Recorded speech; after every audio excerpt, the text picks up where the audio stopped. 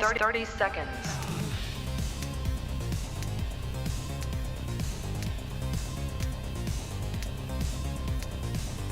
T-minus 20 seconds.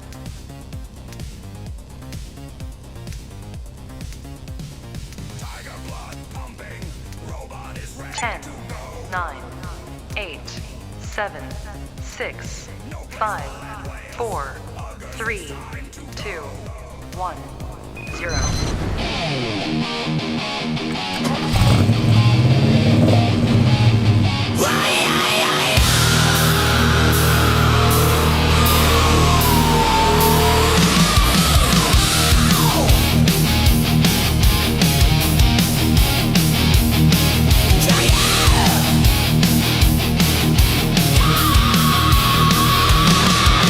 Tiger blood pumping, robot is ready to go.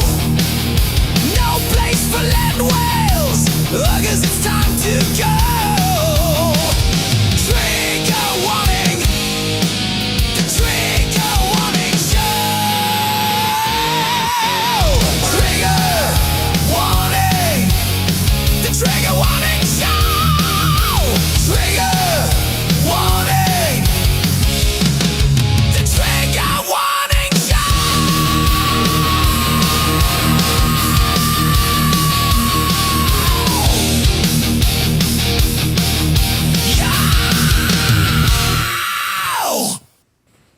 We're here. We're actually here. And I think we're live. Is this real? We're only 6 minutes and 25 hours late. That's all. And we're finally got here. Technology.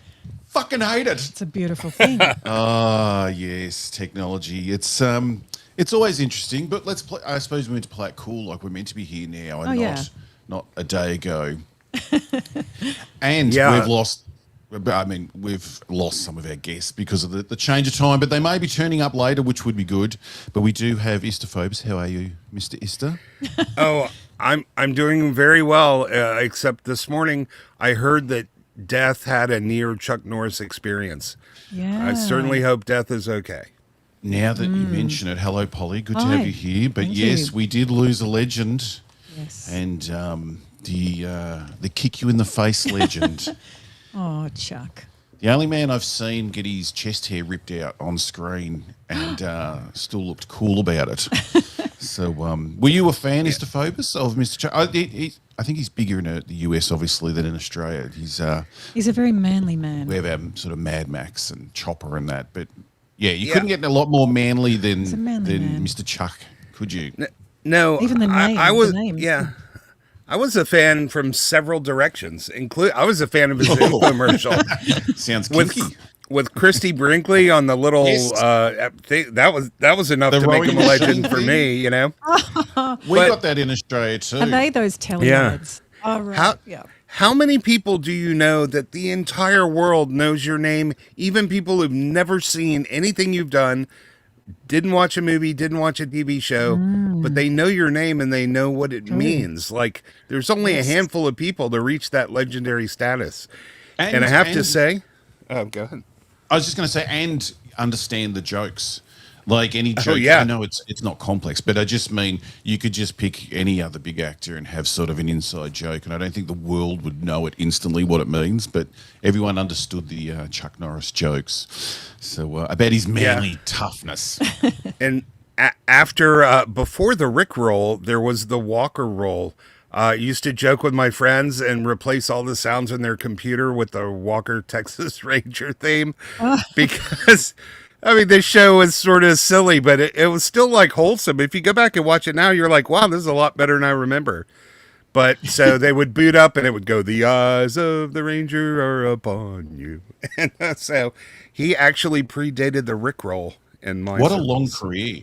And I do like the magnificent wigs he was wearing towards the end there.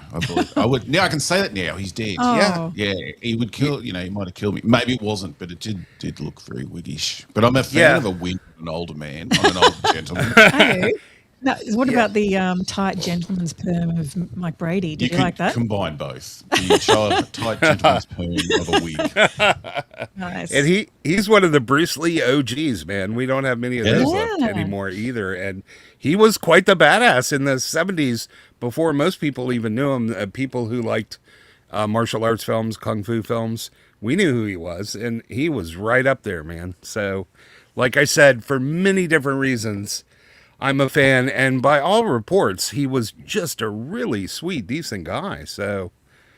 It was in Bruce Lee who pulled out the chest hair in their fight, which always cracks me up because it was such an interesting thing to have the American turn up as the sort of the baddie in that film, and even the pulling of the chest hair was just a funny sort of pointing out the differences between the it like Asian- highlighted the East and West, didn't it? Yeah, it's sort of, but it's sort of his manliness, like grabbing hold of the chest hair. Yeah, It's fantastic. and they, of course, the American had to be hairy. But when I was in Hong Kong, I was very young, but old women would walk up and just start feeling the hair on my arms because they've never seen it, and they're like, "Does it hurt?" It looks like it hurts. I'm like, "No, it doesn't hurt until you pull it, lady." Like,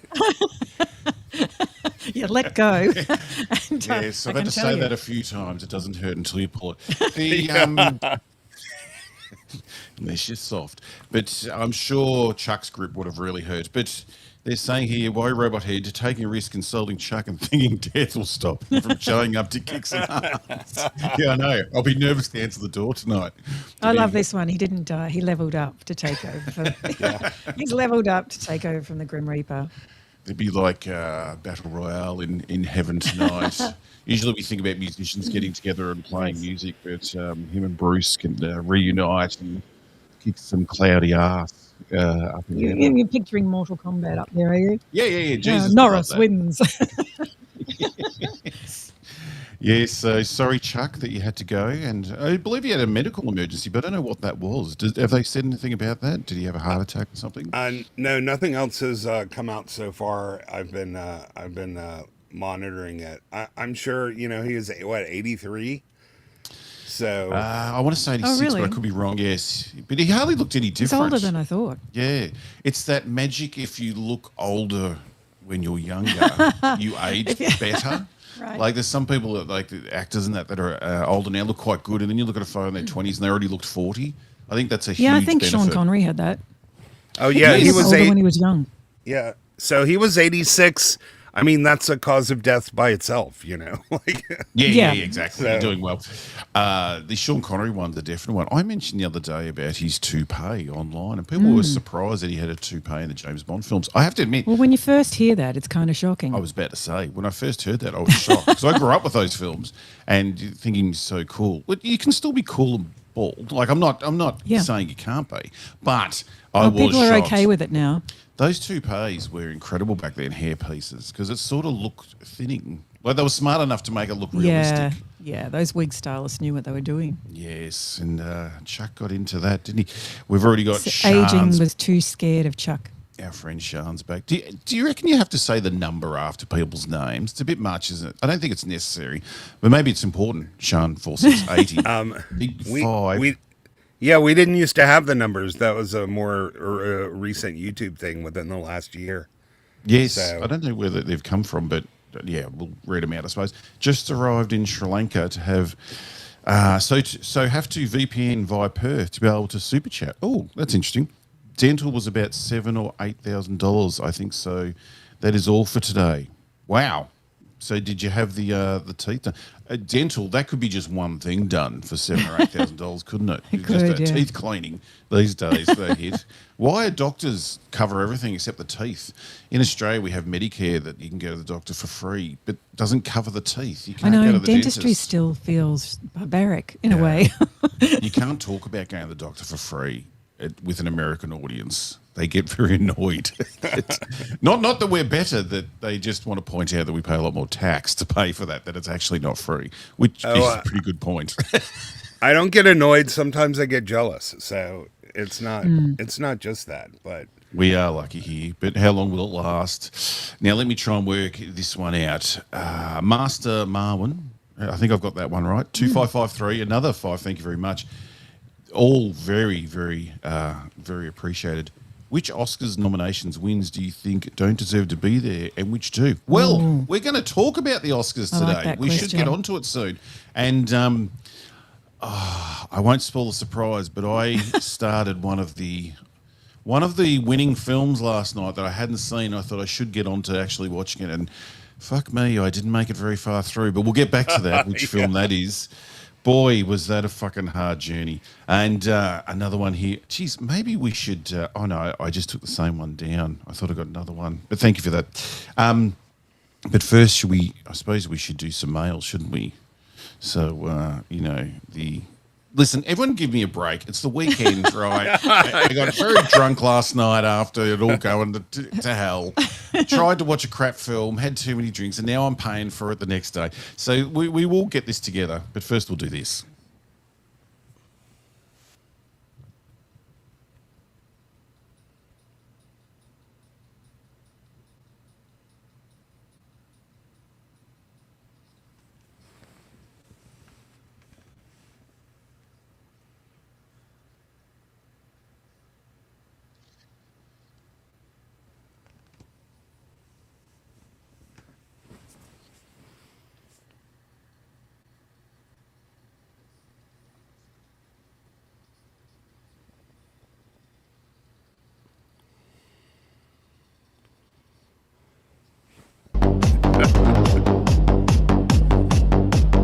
It is mail time, bitch, and I'm hoping that we're still live because looking at the monitor here, it looks like it's very blank. What's happened? Why is this happening to me? Do we just continue on in silence or in silence? It came back up. It Someone come back can tell up. us Yeah. if It's it's back, happening. I think. Yeah. Thank So God for that. yeah, when you played the video, sometimes it kicks people out. It looked like it kicked everything out, but then it came back up. So. Can someone please Anything could happen. listen? The world's moving to streaming. Can someone please make streaming software that's easy to use and fucking works and doesn't cost a fortune? Because I think there are ones that work, but they cost too much money. And sorry, I did see we did get another super chat before we move on. So we will get back to that Oscars question, and we have to remember who deserved it and who didn't. But we will get onto that. But for a lovely $4.99, Zadok Thank or you. Zadok, I Zadok. would say, Yeah. 1975. I didn't realise that Australia was so far away that it takes 25 hours for us to get the signal in True. America. Yes. It's true. It's very Yeah, true. that's- and in that's- Adelaide, it's another 10 years. They're so far behind in Adelaide. I thought it would be Perth, or because isn't that all the way over or Darwin? Takes No, forever but to get in there. Adelaide, it's the people. They're all living in another time. I think Perth is quite civilised, but Adelaide, ooh. I love this fact. I share it all the time. For a while there, Adelaide was the murder capital of the world per capita. I think it was sex Wow. murders, sex crime murders. Oh, and you would know because I believe you live there. Yeah, I did. And the funny thing is, it went down when you moved out of Adelaide. So, what the hell's going on there, Polly? I actually knew someone who had a friend who was convicted, who was like a serial killer. I'm serious. I'm serious. Fucking Obviously, stop the mail. he Hang didn't on. know that, clearly. His friend was one of the serial killers in Yes. Adelaide. Yes. Is it one we've heard of? It wasn't the Yeah. barrel ones, was it? Yes. I don't know if this has travelled overseas, but we had what do they call Bodies it? in the barrels. yeah, And they'd it get had a dumped in the name. Torrens River. No, there was also an old bank. They would kill people, and some of them were like roommates. One time they just decided, it was two guys, I think, they just decided to kill one of their girlfriends on the spot, and then they put them in barrels and hid them. And there was an old deserted bank in Adelaide, and they put the barrels in the old safe. Isn't this a fun conversation? We for might a go back to weekend? that another day. Okay.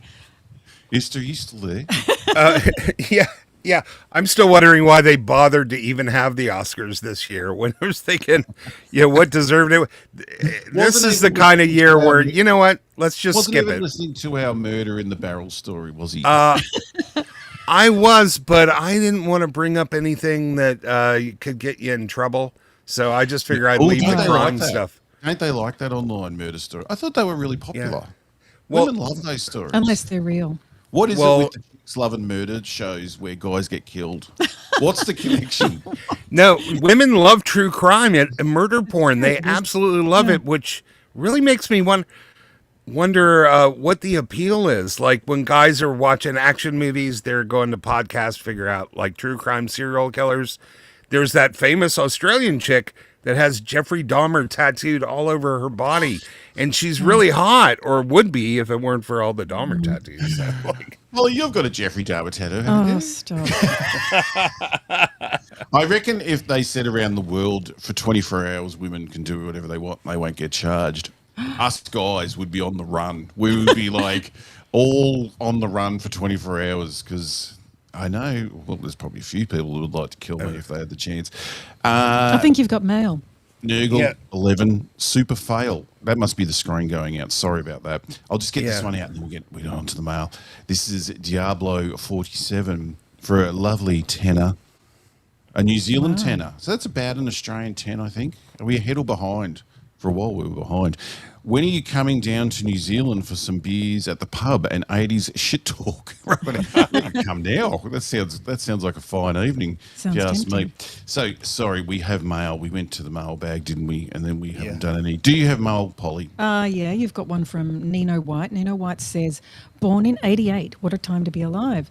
Nino has sent a picture just for Price to bring back those special 80s memories. Can I Yes. set up this image? And Price isn't here, but have hopefully a he'll look. make it here soon. And we'll show him. We talked about last week, and Price admitted that when he was a young boy, the sex scenes in Terminator were a favourite on the VHS. And I believe that someone sent in a photo. No, that's Chuck. Where's Price? They sent in a photo of Price watching the scene. What's in the background there? Someone's upside down in the background of the scene there. But I like Price's little setup there. We'll have to ask him if that was a puppet. yeah, He's it got looks a- like an upside down cartoon figure that's also looks a little bit like an IV bag. So really hard to tell there, but oil container. Now, I took some artistic liberties with this image because I thought if this is accurate and it's a VHS and he's watched it over and over, it should look more like this. So I gave it a little touch up and I just put it in a little bit of static in the background because that's what Is happens. that because he stretched the tape? Yeah, Yep, he stretched yep. the tape. It's not the only thing he was stretching back there in his distressed denim. yeah, I was worried you weren't going to have the television screen so clean either. So thank you for just making it a technical issue. Yes, it is. There's. I see Melvin in the chat there, and I wondered if Melvin wanted to join us. I did send him I did ask him if he wanted to join, but he might He be. says, how did Price get into my parents' living room? Melvin, do you want to come on and prepare for that? I'll have to send you the link. So yes, that's we love that image of Price. There, we'll show him when That's he brilliant. turns up. Thank you, Nino White. That was brilliant. So is there more mail? Yeah, you've got one more. So Joseph Preby says, oh, look, I swear, I think they just write this so I have to read it out. Subject. Don't put that in their heads. Okay. yeah. The subject is, what kind of robot plug do you use to power up? Asking for a friend. I see. Robot plug. Yes, just a 240 volt. We have 240 in Australia here. We do also have 415. We have so much more power in Australia in our electricity that we can have electric kettles, and I believe in America you can't have electric kettles because your power's not strong enough. Isn't this an awesome that subject? true? No, we can. They just take longer. We do have similar That's what I power. do. We have lower voltage, but we do have high amperage circuits. So you have a 220 outlets wired in the home for things like the dryer, refrigerators sometimes. So See, all of ours are 240, which guarantees if a kid sticks a knife in the Yep. he's gone. boom. Yeah, they don't. You don't survive too long here. Before Anyway. we hit the Oscars, I'll make you an offer since we're about to do celebrities. Since Price isn't here, I can tell you my celebrity urination story if you want. I'm willing to do that. Wow. So- With an intro like that. We can, but was that all for that mail? No, he still says Oh, something there's else. more. Go for it. Oh, He says, Donkey Kong ain't got nothing on the trigger warning show. Hey, I noticed that you used a clip from The Party 1968 for your Ookie-Eyed Rachel vid. I love that movie. You guys should watch it and discuss it. Sometimes I think that some of the older movies, like 50s, 60s, 40s, probably 40s too, are better known in Australia because we had, I don't know when we got more channels, but it feels like it was in the 2000s. So we only had 3 channels and the public broadcaster channel for all the 80s, 90s, I think longer. So old movies were repeated like all the time. Like Yeah, every Friday and that's Saturday true. night was old movies. All so the time. things like the Party, Peter Sellers. Is that well known in America, that film? Because here it's very well known. Not really, but see, you had all that voltage, but no channels. We have all the Exactly. channels, That's right. but none We didn't of the know what to voltage. do with all the voltage. Yeah, we no, had no You idea. channeled it into rock and roll. Yeah, I would have to Melvin, say I sent you the Peter link. Sell. Sorry. I would Melvin's say, asked me for the link and I sent it to him. oh, okay.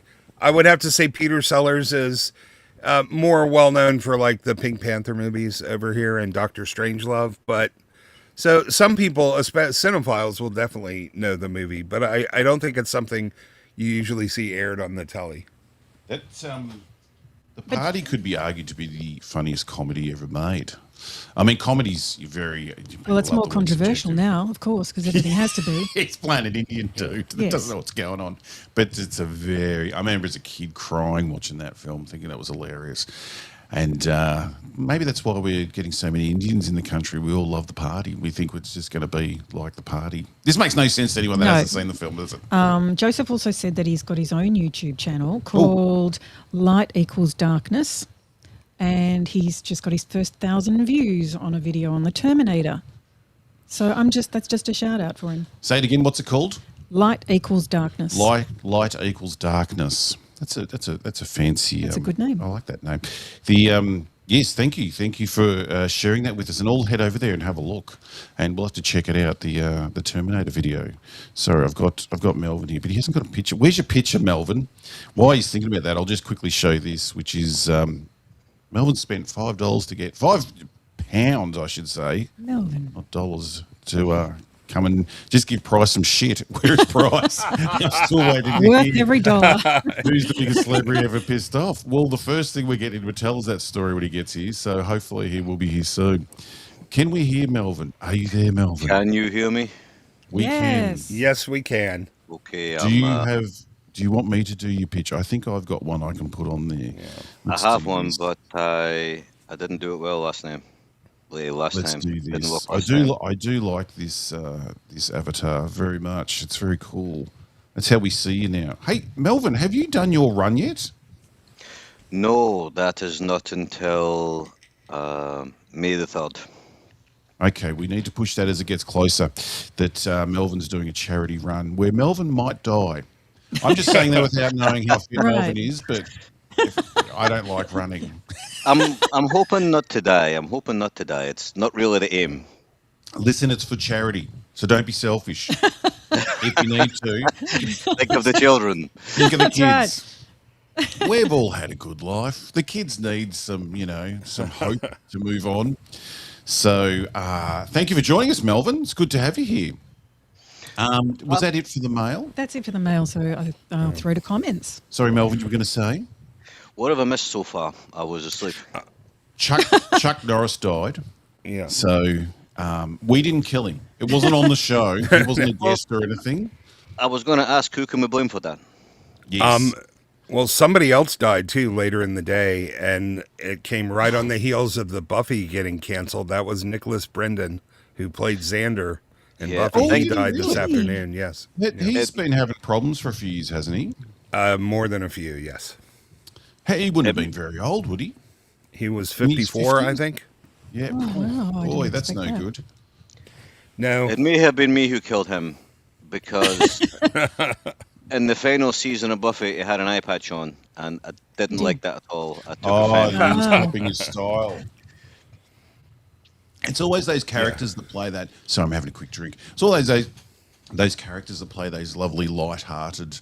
He was sort of the comic relief for that show, and then they have so much trouble in life. He got arrested, didn't he? I think a few times, something like that. Was it drugs? What was his main problem?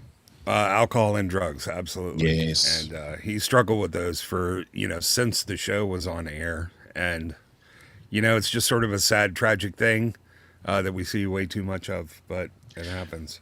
Danny Bonatucci was heading that way. Does anyone know who that is? Is he Yeah, still from alive the- or is he dead? From the Partridge Family. Yeah, the little redhead guy. He was a lunatic when he was older, wasn't he? I think he's still around. Has he died? No, I don't think so. Oh. But it's a surprise because he was a lunatic. But as an adult, so sorry. We should head to comments, shouldn't we? Which is always good to see, good to get some feedback and see a price. We'll show you when you get here. We'll show you that image. So it's not that one. Have I got a comments song? Sure, I have. Touch me in Listen, my comments, it's the comments up weekend. the We ass. don't- Grifting in the morning, shilling for a movie pass. Living in mom's basement, media literacy out the ass. Subjectivity isn't objectivity, tease, go touch some grass. It's comments of the week.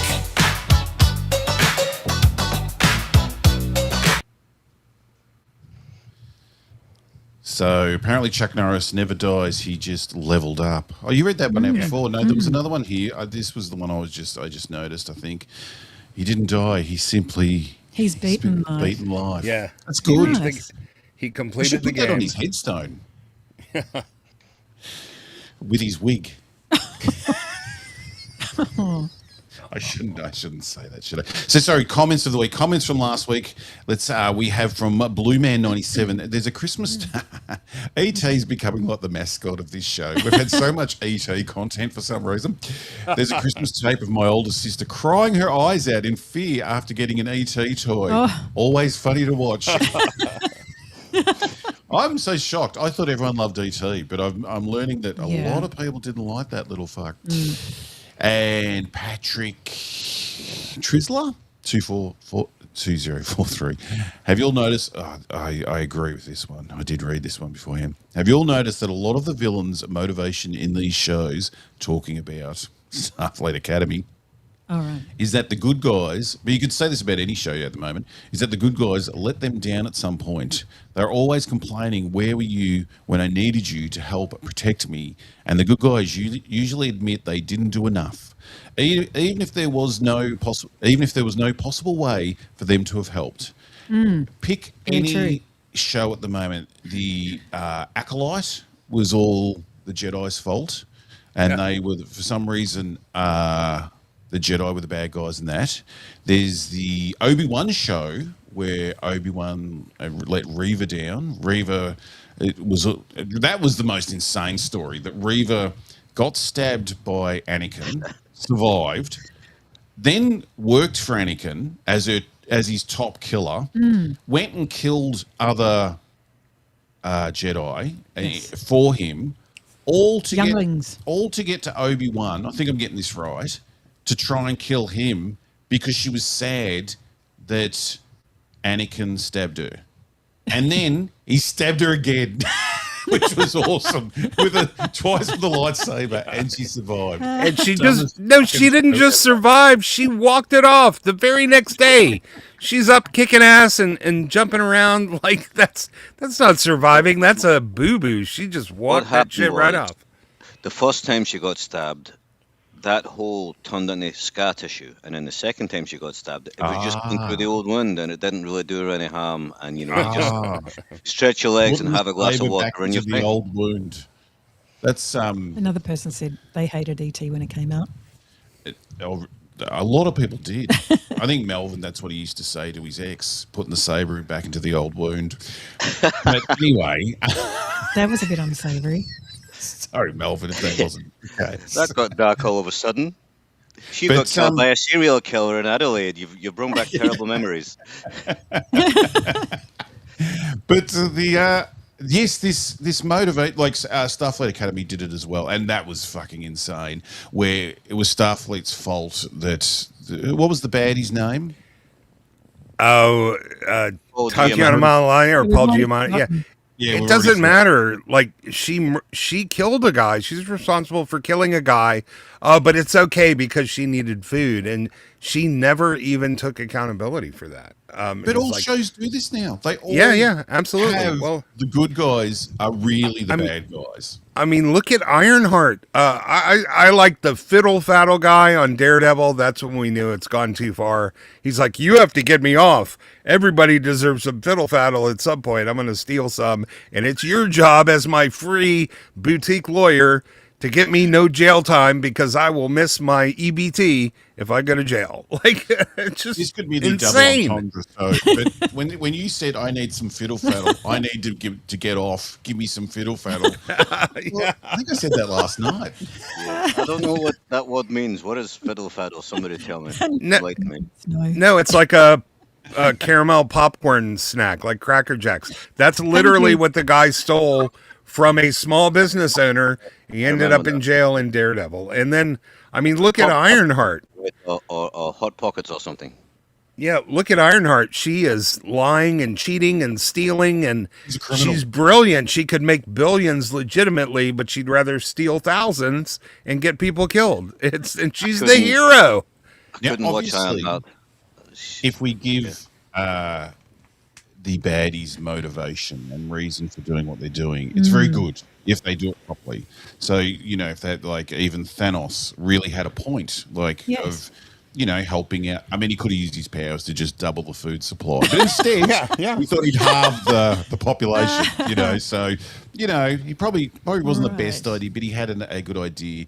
Or Bane or something, like in the Nolan Batman films, like, There's a more altruistic motive. yes, but Yeah. if you're not going to put in the effort to write a good baddie, just make them bad. They're just bad. They want to take over the universe, whatever. We love Who a good cares? baddie. Yeah, it's fun just to have the mustache twirling baddie sometimes. Yeah. If you want to give them a backstory, it's fine. But the fucking backstory that every time it's the good guy's fault. Like, who could you pick on more? The Jedi and the Federation. Two groups that their whole purpose is to look after people, but we'll make them the fucking baddies. So annoyed by this. Yeah, well, the bad people have to be continuously misunderstood. I think these writers, they don't believe that there's some people that are just bad because they haven't lived a life. They haven't been out in the world. They don't know, yeah, you know what? Some people are just sort of scary bad. They think everybody just needs a good talking to and they're misunderstood and they can be a productive, happy member of society. And that is not the world we live in. They take the nobody's perfect approach, don't they? Oh, well, no which one's is true, perfect. but they don't put any effort in. They just make good guys bad for some reason. Melvin, get a word in. Go for it. Yeah, I was going to say, Esther, you a ventriloquist? Because I'll open my mouth, but all I hear is your voice. No, what I was actually saying was... But Melvin, the important thing is where's his hand? No, I'm looking at... You got to put the hand up the puppet. On Esther's avatar, it's a robot head that flashes off and on when he talks, and I was wondering, is he a ventriloquist? Is that a little robot head his little GIF avatar's got? No one knows. Istaphobos is the only person here. We're all Istaphobos. He's doing all the voices. We are. I don't Istaphobos. exist. None of us Where's my hand? exist. Yes. Yeah, got you my- should see where my left foot is right now. Yes. You pray you get one of his hands. Yeah. What are them foot fetishes? The robot head in the US, they do not want to cosmetic care for poor adults, only children. Okay. That's, Can we go back to the Acolyte? Because I've still got a lot of outrage over that. Oh, yes. We might do. Yeah, I think we should revisit some of those for the members and the Acolyte and Obi-Wan. I think, Melvin, you were talking about we should do Obi-Wan again. There's so much to say about those. So it's funny. I actually talked about this on line today. It's funny what we're going to talk about at some stage, if we ever get there, is Project Hail Mary, made by Lord and Miller. And I reminded people that they were sacked from a Star Wars project halfway through Solo, and now they've got, the most popular sci-fi out at the moment. So go Kathleen Kennedy. You really know how to pick them. Just sack the guys that actually know to make films. Because Project Hail Mary, I've not seen it yet, but I didn't think it would translate well to film. It seems that it has. But it was actually not a bad book. whereas the material they had for the Solo movie, I'm guessing wasn't going to be in the same caliber as Project Hail Mary. Well, who knows what they could have done with I mean, it, look how well Game of Thrones went until they run out of material and Yes, had to but then give we got A Night goodbye of on the Seven road. Kingdoms, my favourite show that I've watched in so long. Let's talk about that. No, So, sorry, I wanted to have a moan about people saying the Jedi didn't do anything wrong in the Acolyte. Now, it's out of character and they wrote them badly, but as they were written, the Jedi were the baddies. Yeah. He They were stabbed her. definitely the baddies. They went to the people's place and killed everybody. I mean, that's not very good, is it? Yeah, I they do were like terribly that, written. I do like that argument because you have to forget that they're going to alien planets. And like when she started turning into a smoke monster or whatever she was doing, how do you know that that's not what they do on this planet? And like he just saw her changing and then instantly killed her. It's just like, how many people has that Jedi killed on different planets that do something weird that he doesn't like? Just instantly lightsaber dead. Up on natural reaction speed, he just kills people before they know they were going to do anything wrong. Yeah, he doesn't even go, what are you doing? What's Yeah, happening? yeah. You know, is this normal? Yeah, so Well, he just- that's my problem with the show. I maintain those weren't Jedi because they weren't written anywhere near like the Jedi that we know. They were Yeah, written but I mean, specifically. they were Jedi though. That's the thing. And Disney owns the license for the Jedi. They done it horribly. It was terrible. It was bad. were- But they were I like the Jedi, guy. and they No, were no, bad. they weren't. They were written by a crazy activist who wanted Sith to be the good guys. That is Got some not bad Star news. Wars. Okay, this is like reality check for everybody. There are 5 Indiana Jones movies. yeah, don't say that. How dare you? How fucking But dare it's you? true. I'm It's gonna a kick you. thing. It's a thing. You know, it's horrific, but it's true. It is horrific. Blue Man 97 said, back to explaining, these are comments from the last show. Can't afford to visit Melbourne, Australia. It looks like Melbourne, Florida will have to do. Is Melbourne, Florida nice? I do see it occasionally mentioned. Hopefully it's nice. We should be sister cities with Melbourne in Florida. I do love Florida Man. Anything that's Florida Man reminds me of Australia. So maybe we are connected. Have you ever been, and Melbourne, maybe you have too, to Melbourne, Florida? Yeah, it's very nice. It's No, I have not. it's right on the coast. It's just south of Green Gables. It's actually quite gorgeous. I think. I've never been to Melbourne, Australia, so Sorry, I have nothing Polly, to compare it to. I knew you'd been to Melbourne, Australia, but I didn't ask you because I thought you would have mentioned it. If you have been, I'd be very surprised. I know you did have that tour of crocodile and alligator wrestling, so maybe you went to Florida with that. But you never mentioned it. But sorry for asking. But Melbourne, Florida, isn't the #1 city in the world that we mentioned last week. The Melbourne one. Fuck knows how we won it, but apparently we did. Don't think we deserve it. But anyway, the way things Yeah, are going. but do you know what's just outside of Melbourne, Florida? And I'll bet Melbourne, Australia didn't have one of these. Is The it American Muscle Car Museum? We have plenty of muscle car museums here. What are you talking about? We love the muscle didn't- car. I wanted to have a guess, and you gave the answer before I had my guess. I was going to Yes. say some illegal Cuban immigrants. Close. I've always wondered, is it only, I'm sure it's only the States and Australia that did muscle cars. I don't think anywhere else really did them, but we love we're a muscle so car. wise. here. Yes, we have, we get out the Ford and go to the muscle car events all the time. How do we say this one? It's got an E and an L and an A. Maybe I should stop day drinking before I start trying to read these names. Alaga Jado, maybe. That Ecuador. thumbnail, LOL, Giamatti, looks like the angriest prairie dog I've ever seen. And that's the major villain of the show. Yes, that was the thumbnail for last week's show. Listen, I know Giamatti's very popular, but the more I see him, I don't think I like his acting. I don't think I like watching him do things. Like years and years ago, he did that film Do about things. the winery being on drinking wine everywhere, and that was pretty good. He's done, and he also played didn't he play the cartoon guy that did? Oh man, this sentence did the Fritz the cat. What was his name? I think. He played Ralph him in- Bakshi. Did he play him in a film? No, Fritz the cat.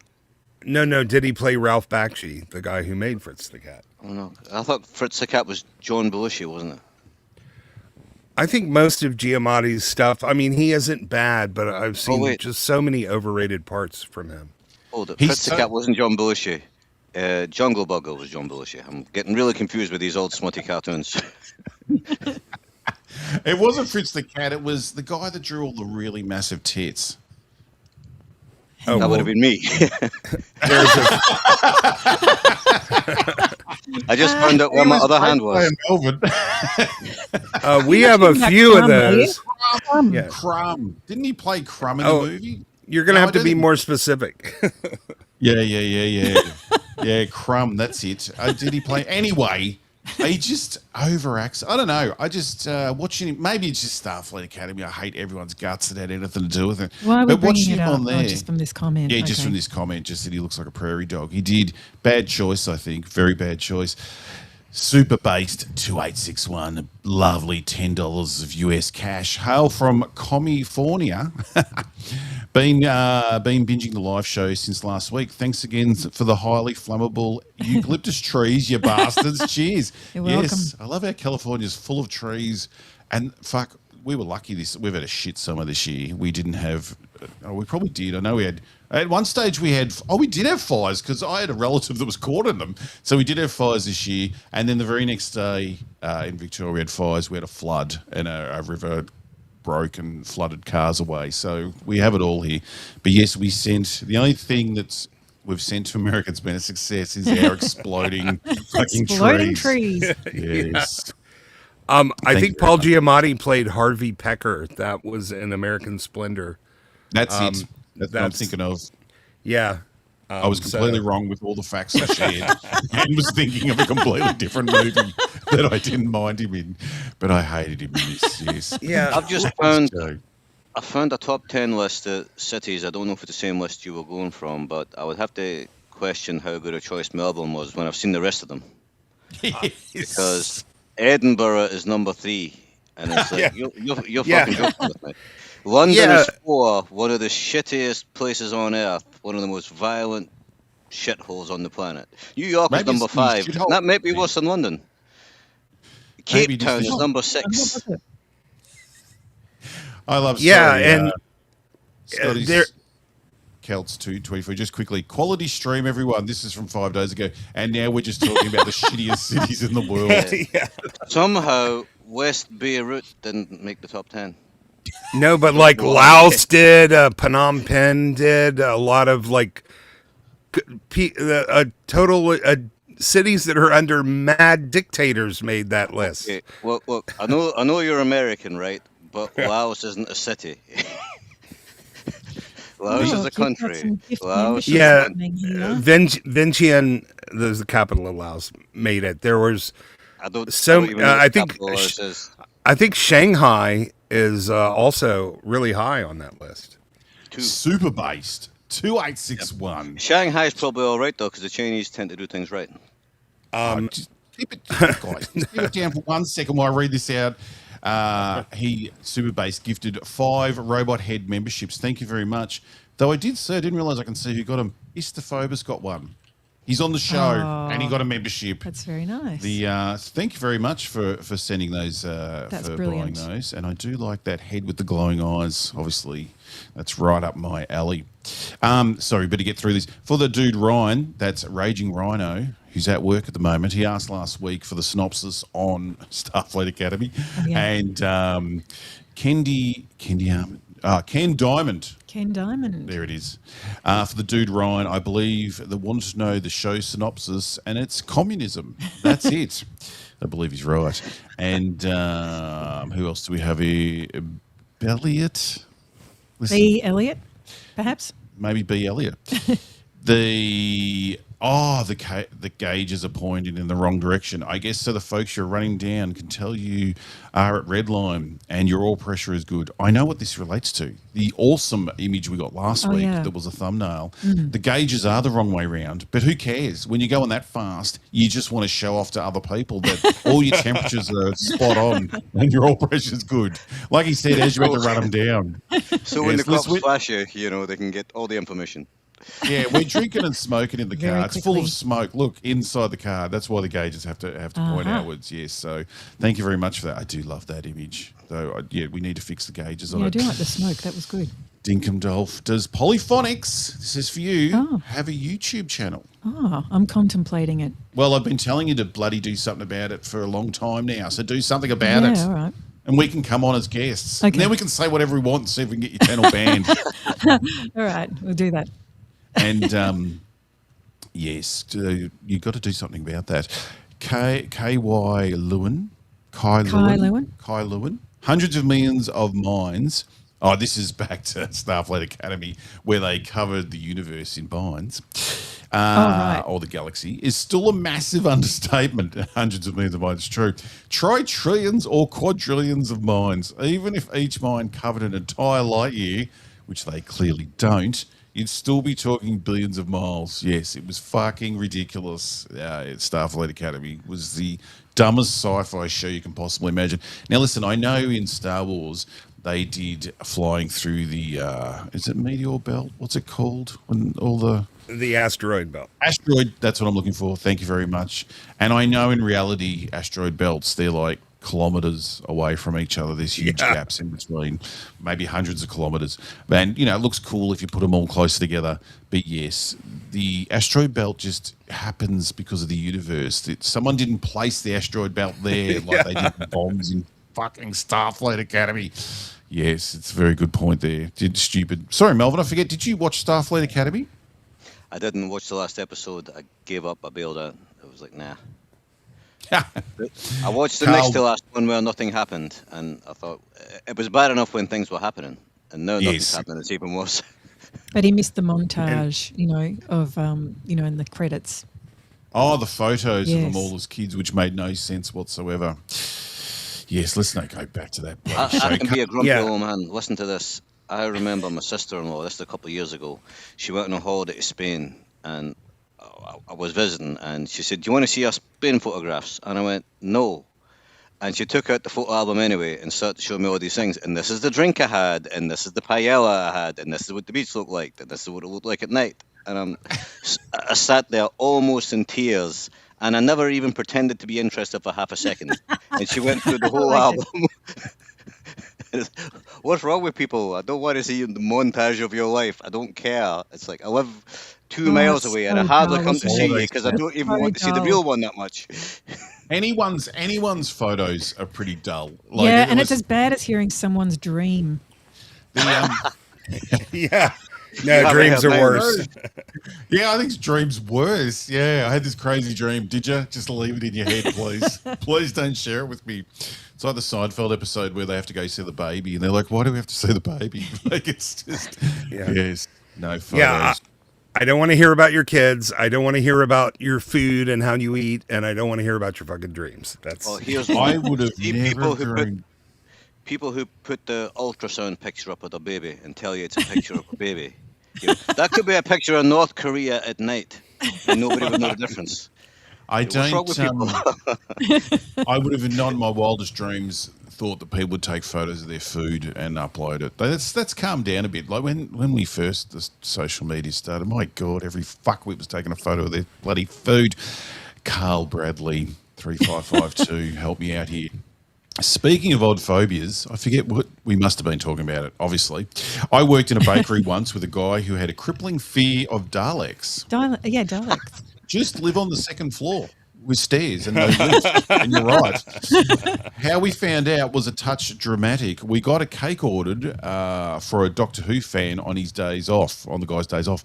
The guy walked in to the place to see me working on a huge Dalek cake. I'd love to see that. Yeah. If you got a photo, send it in. And he freaked right the fuck out, screamed and ran into the storeroom and locked the door. What was his pronouns? I want security footage of this happening. I had to send him home for the morning so we could get the cake to the customer. Love the show, team. Thank you very much. Wow, scared of a cake. I've never been scared of a cake. That's good, though. Yes, there's no cake I've ever been scared of or meat product. I was trying to explain to my mother a couple of days ago.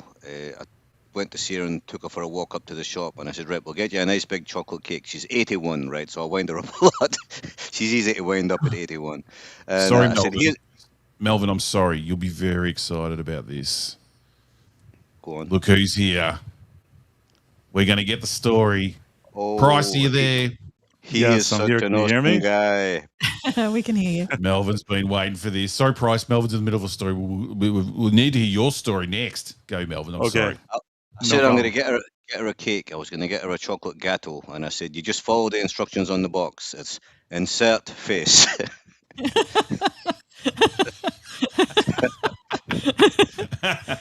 I do like that. But how's this for the next comment? And I didn't set this up. This isn't timing. This is just how it happened from last week. The lovely Melvin Deeply 5 days ago said, so who is the biggest celebrity Price is upset? I need to know. And who's walked in the door but Price himself? How are you, Price? I'm doing good. How's it going? I believe you've been out to dinner. Was it with a celebrity that you upset? And were they well known? Because we want to know. No, it wasn't with anybody well known, but I was out for dinner, and that was pretty good. So The It wasn't with anybody well known. It was the no, cast and it above wasn't at Outback Steakhouse. It was at a cool bar. I was thinking of taking photos and sending you, but then I didn't get a chance. Too busy upsetting people. The real head case just became a member. Thank you. That's wonderful. And Well, before we've got something to show, Price. we do too. Super based 2861 another 5. Show my son Star Trek, TOS, and the OG 6 movies, and TNG to inoculate him from the commie shite. Also, Seinfeld is the gate. Yeah, I think Seinfeld, it sort of became a while to. Everyone was a bit too cool for it, but I've always loved Seinfeld. I always get stuck on repeats of See, Seinfeld. we have that on telly now. Oh, yeah, Like, of course we do. obviously, we Yeah. had it then. But We only went from 4 stations to supposedly 20, but most of those are just the same station on 4 different channels for some reason. So we actually haven't improved much. So they repeat Seinfeld all the bloody time. Price, we've got something to show you, my friend. You'll love this. Oh, hang on. I've got to make sure it's on the correct one first. This Hang on. is No, m- don't look yet. Don't look. Go back to the correct one. Someone who sent this in? oh, this was made for you. This is you, Price. This is me watching Linda Hamilton. Nino when White nobody sent knows. that in. Yep, Nino White sent that for you. Where's that's that left hand, Price? Are those distressed denims done up? He You put know what, the distress in the distress Yeah, he's denim. distressing those denims right at the front. You know, The whoever distress- did this did a good job. Yeah, this Didn't they? totally rings true. This whole situation. Yeah, the only- and we really need to appreciate the look of concentration on Linda Hamilton's face there. That's Yes. her best She's- acting. She forever. is really working it. Yeah. I like to think Price was playing with those toys right to up to this scene, and he just stops for a moment, puts down the toys, puts down He-Man, grabs a drink, and just relaxes for the next few minutes. I It did was a Price. very interesting scene. She looks like she's singing along with a Stevie Wonder song. Perhaps she is. Yes, and Price, I've never seen a woman make that face before or after that. don't admit that, Price. Yeah, then you're not doing it right, buddy. No, I mean there's faces, but this specific one is just it's very Linda Unusual. Hamilton. It's a unique face, that one. I don't know. A lot of Unique the times when I've said, "Do you want to come home with me?" they pull that face just before they say no. Quite a lot. Would you like to come back for a cocktail? No. No. Though, Price, I did add a bit of an improvement. I thought it was way too clear for the stretched part of the VHS tape. Or actually, were you a rich kid and had Betamax? No, I didn't have Betamax. I had a VHS, and not the second it came out, just like a number of years later. But yeah, VHS. Yes. VHS, and it would have been stretched like that and all fuzzy, but I'm sure you still had a good time watching that. The toys got ignored. Well, you've even got a little Darth Vader and Luke Skywalker down there. You've got some great toys. You know the That's- scary part? I had Soundwave, I had Darth Vader, and I had Luke Skywalker. Those 3 on the side there, 100% I had those. He's done an amazing Here's job got to for see you. I have- He's I had tuned those in. three. He's tuned into your frequency. Yeah. And you had worn down the tracking knob to a little nub on the VCR too. I will say, though, I didn't have Starscream, which I think is on the left. I sorry that I didn't have it.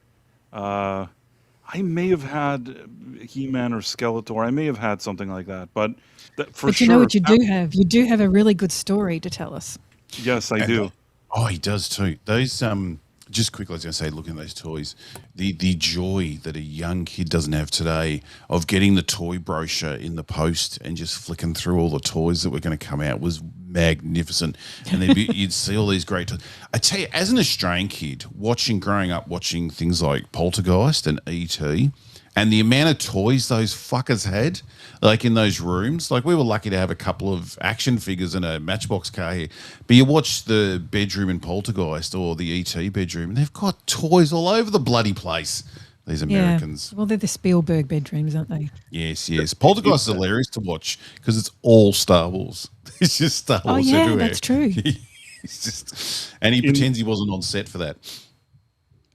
And wait, what was I going to say? In the U.S., they had something called Toys R Us. I don't know if they had it in Australia. Yeah, we've got Toys that. R Us as a kid was the best had it. thing that ever happened to children. You walk into something that's like the biggest store you can ever imagine with every toy possible and all the newest toys. And they had like a giraffe.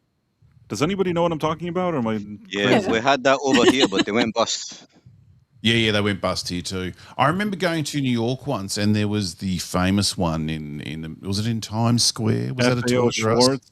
FAO Schwartz? Yeah, That there was was just expensive. Nobody bought anything there because it was too pricey. You just go there to look at all the toys. You're like, wow, this is amazing. And then you leave. yes. I was walking around thinking I could buy a toy, or I could go get drunk tonight. I'll do that. I will choose that. Also, where's it? Raging Rhino, who he knows at work, friend of the channel. Did you guys ever have a TV that had a built-in VHS player? I felt so rich. I'm sure you fucking did, you rich prick. Be one of those massive TVs that you could never lift. No one ever stole those old big pieces of furniture. So, yes, get back to work, Rhino. But make sure you're listening in. So sorry, we got off track there. What are we up We to? are waiting for Price's story. Oh, thank God. So, Thank okay. God. Let's leave Everybody be quiet. Price I up mentioned there this probably maybe a year or a year and a half ago. At some point, I mentioned it on the Night Owl, but I didn't give the full story. So this is the first time that I'm going to give the full story of what happened. And I feel like this probably has to rank at least one of the top situations, if not the one that I annoyed the celebrity the most. Right. Unintentionally, but still, I guess I did that anyways. So basically, there was a party that it was like at a hotel that had a little kind of nightclub, very small one, and I can't say the name, but it was people with like money, like real names, that were doing this party, like a family that has money. Let's put it this way. Yes. And I was invited. I don't know. It's a really long story why I was invited, but that's a whole different thing. In any case, a lot of times in these events, I kind of feel like the odd man out, and it's the type of event that usually is kind of very kind of secretive, but then the next day or two, you have like all these kind of gossip columns writing that such an event took place. Ooh. And there's usually like a photographer that goes around, films like the who's and who's and stuff like that, which is why like I won't get a picture taken. But like there'll be like other people that they take photos of, things like that. So Yep. I already was at this event and I kind of could tell who the more known people were. And I of course, it was, I believe, a free open bar. And Are you because going to these tell kind of us who the things people usually were? are. Are you going to What'd you tell us who the people were? What? Are you going to tell us who the people were? The people that were there? Yes. Well, I'll tell you the Can you person not that's say? relevant to the story. So I go to the bar, I get my whiskey, and I get the drink and everything, and then I just kind of stand there. And I guess somebody that got her drink kind of got it and was sort of standing next to me and stood there for a second. So I was drinking, and then like I looked to my left. Now, at the time, Kristen Stewart was like she was doing like Twilight and all these kind of movies and whatever. And the one where she's Snow White, she usually had long brown hair. And her acting isn't great, but she looked all right. You know what I mean? She looked like whatever she looked like on the red carpet. She always has the long brown hair. And I don't know. I She think looked that all right. I was going to tell her hair was frizzy. Sorry, that's a callback to last story. But this one is even worse. It's worse than the frizzy one, I guess. So basically, I wasn't aware, but this was around the time where even the press wasn't fully aware that she was sort of going from being this woman with Pattinson and all that. She wasn't with him Mm. anymore. There was the scandal, and I guess Yeah. now she was into women. Now I don't know any The of this. scandal was that she rooted was it the director of Yeah. the Snow Yeah. The White Snow movie? White movie. Yep. This after the No, not scandal that she broke up that marriage or whatever it is. Yeah. Sorry, what were you going to say, Polly? No, you're right. The Huntsman film. The or something. Huntsman. Yeah. The Huntsman, yeah. So she broke up that marriage or whatever it is, and then there was all this talk, and there was rumors maybe she does like women. I wasn't even paying attention to any of this, and anytime I still saw her, she had the long brown hair. So I'm standing with my whiskey, and I'm looking to the left I of don't want to me. interrupt, but if you said to her, "Do you like the pole or the hole?" I'll be amazed. No, Sorry. I didn't do that. Mine was unintentional, really, but I just I stood there, and then I kind of looked to my left, and I see a person, that it looked like a sort of butchy, almost like a butchy teenage boy, but it wasn't a Mm. teenage boy. Like I looked and I could tell that it seemed like a woman. Now she had this kind of spiky, spiky This, blonde hair. Like this is she going had to be like the a last episode when we get banned after. she had like this spiky blonde hair, and I looked and I said, I was just, I don't know, it was a strange person to see at this party. She also was wearing this kind of white T-shirt with holes in it. It looked like this person had rolled out of bed, maybe not even showered. It was just very, very strange. And as I was What standing I'd there, give to be standing there in this situation, knowing the history of Price and how he talks to people, this coming up, I would be so happy. Sorry, Price, go. so I'm with my whiskey and I kind of look, and then as I look at her, I say to myself, like this kind of, in some odd way, when I look at her face from the profile that she's kind of standing next to me, she kind of looks like Kristen Stewart. Now, I said to myself, of course, it's not Kristen Stewart because Kristen Stewart always has like long brown hair and, wearing like dresses and things like that or whatever. I mean, it's not necessarily, she's not my favorite, but she looks all right. So I said to myself, surely this can't be Kristen Stewart. She's not my favorite. She's So, all right. so I looked at her and I said, it's kind of strange. I know this is going to sound strange, but Hang on. you, Is this what you're saying this now to her? Is this correct? yes, I looked at her and I So said, this is what you actually said. and this is exactly what I said. I said, it's kind of strange, but in some odd way, you kind of look like Kristen Stewart. In some odd way. Did you have to add that bit? That's how we came out. Something along those lines. That's what I said. And then she like fully turned and looked at me and seemed really like annoyed, like really upset. And she mumbled something, maybe like asshole or something like that, and walked away. And I'm still confused because I'm thinking like, who let this teenage boy into this party? You know what I mean? Like, because I mean, I understood it was a woman, but the whole thing was just very weird. And I'm thinking to myself, well, that's a weird person. And then the person behind me, and this is the craziest part, the person behind me, which I don't know, somebody said something like, "Dude, what did you just say to Kristen Stewart?" So I looked back and I said, "That's not Kristen Stewart." It's like, what's the matter? Of course it's Kristen Stewart. So I said, "No, it can't be. Why would she look like a teenage boy? You know what I mean?" Yeah, that's what you said to her. If you weren't so ugly and looked like a guy, you could be Kristen Stewart. Yeah. So You know what? so See if Kristen Stewart ever needed a lesbian stunt double, I could get you some work. So the plot thickens because at this point I tell the guy who I don't know who he is. I said there's no chance it's Kristen Stewart. He's is 100% her. And I said, okay. So I take out my phone and I do a Google, and I have a strategy for situations like this. What you do is, if you want to know, Because you get in them all the time. it's true though. So what you do is you Google tattoos. Going to run away. So, sorry, Price. You Google tattoos of the celebrity. So I Googled tattoos and Kristen Stewart. So the reason you do it is because you look if there's like interesting tattoos on her arm or something like that. You then go and I figured I'd go find her and look to see if if she has that tattoo. Pull her sleeve up. You mean find him? Look at Yeah, her you mean arm. find him? whoever that was. Now she had short sleeve and like a torn shirt, so I figured if there's tattoos on her arm, I'd see it. It was like it looked like a dirty white t-shirt. In any case, What if the tattoo's like somewhere that's not out in the open? Like Yeah, she's what got if a it was on a W bum? each arse cheek. But anyway, you want to listen. lift it up and wow. Listen, he's doing no, it. I would have let it Let's hear go. it. But the thing is, when I Googled, she had something on her arm, and it was very kind of distinct. Like you could tell that if somebody had that on their arm, there's no doubt about it that it's her. So I kind of start walking and thinking, well, it's she must be here somewhere because how far could she get? She's looks like a little boy with spiky platinum hair. How far did you run?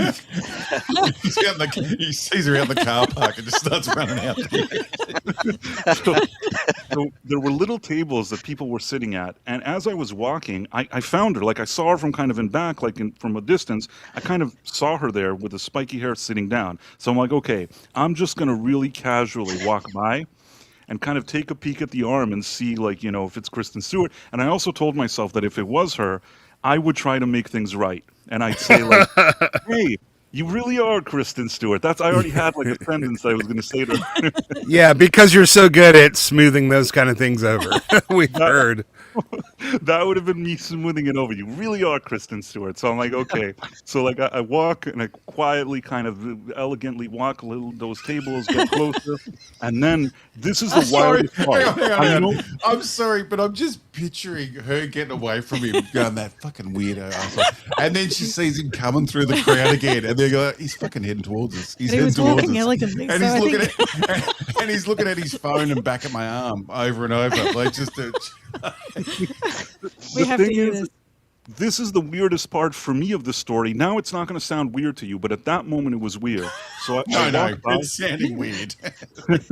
So I quietly kind of walk, next to the tables, and then I see her, and there is another woman sitting on her. Okay, so now she's sitting, and there's another woman, and they're kind of very handsy and sort of with each other. You know what I'm saying?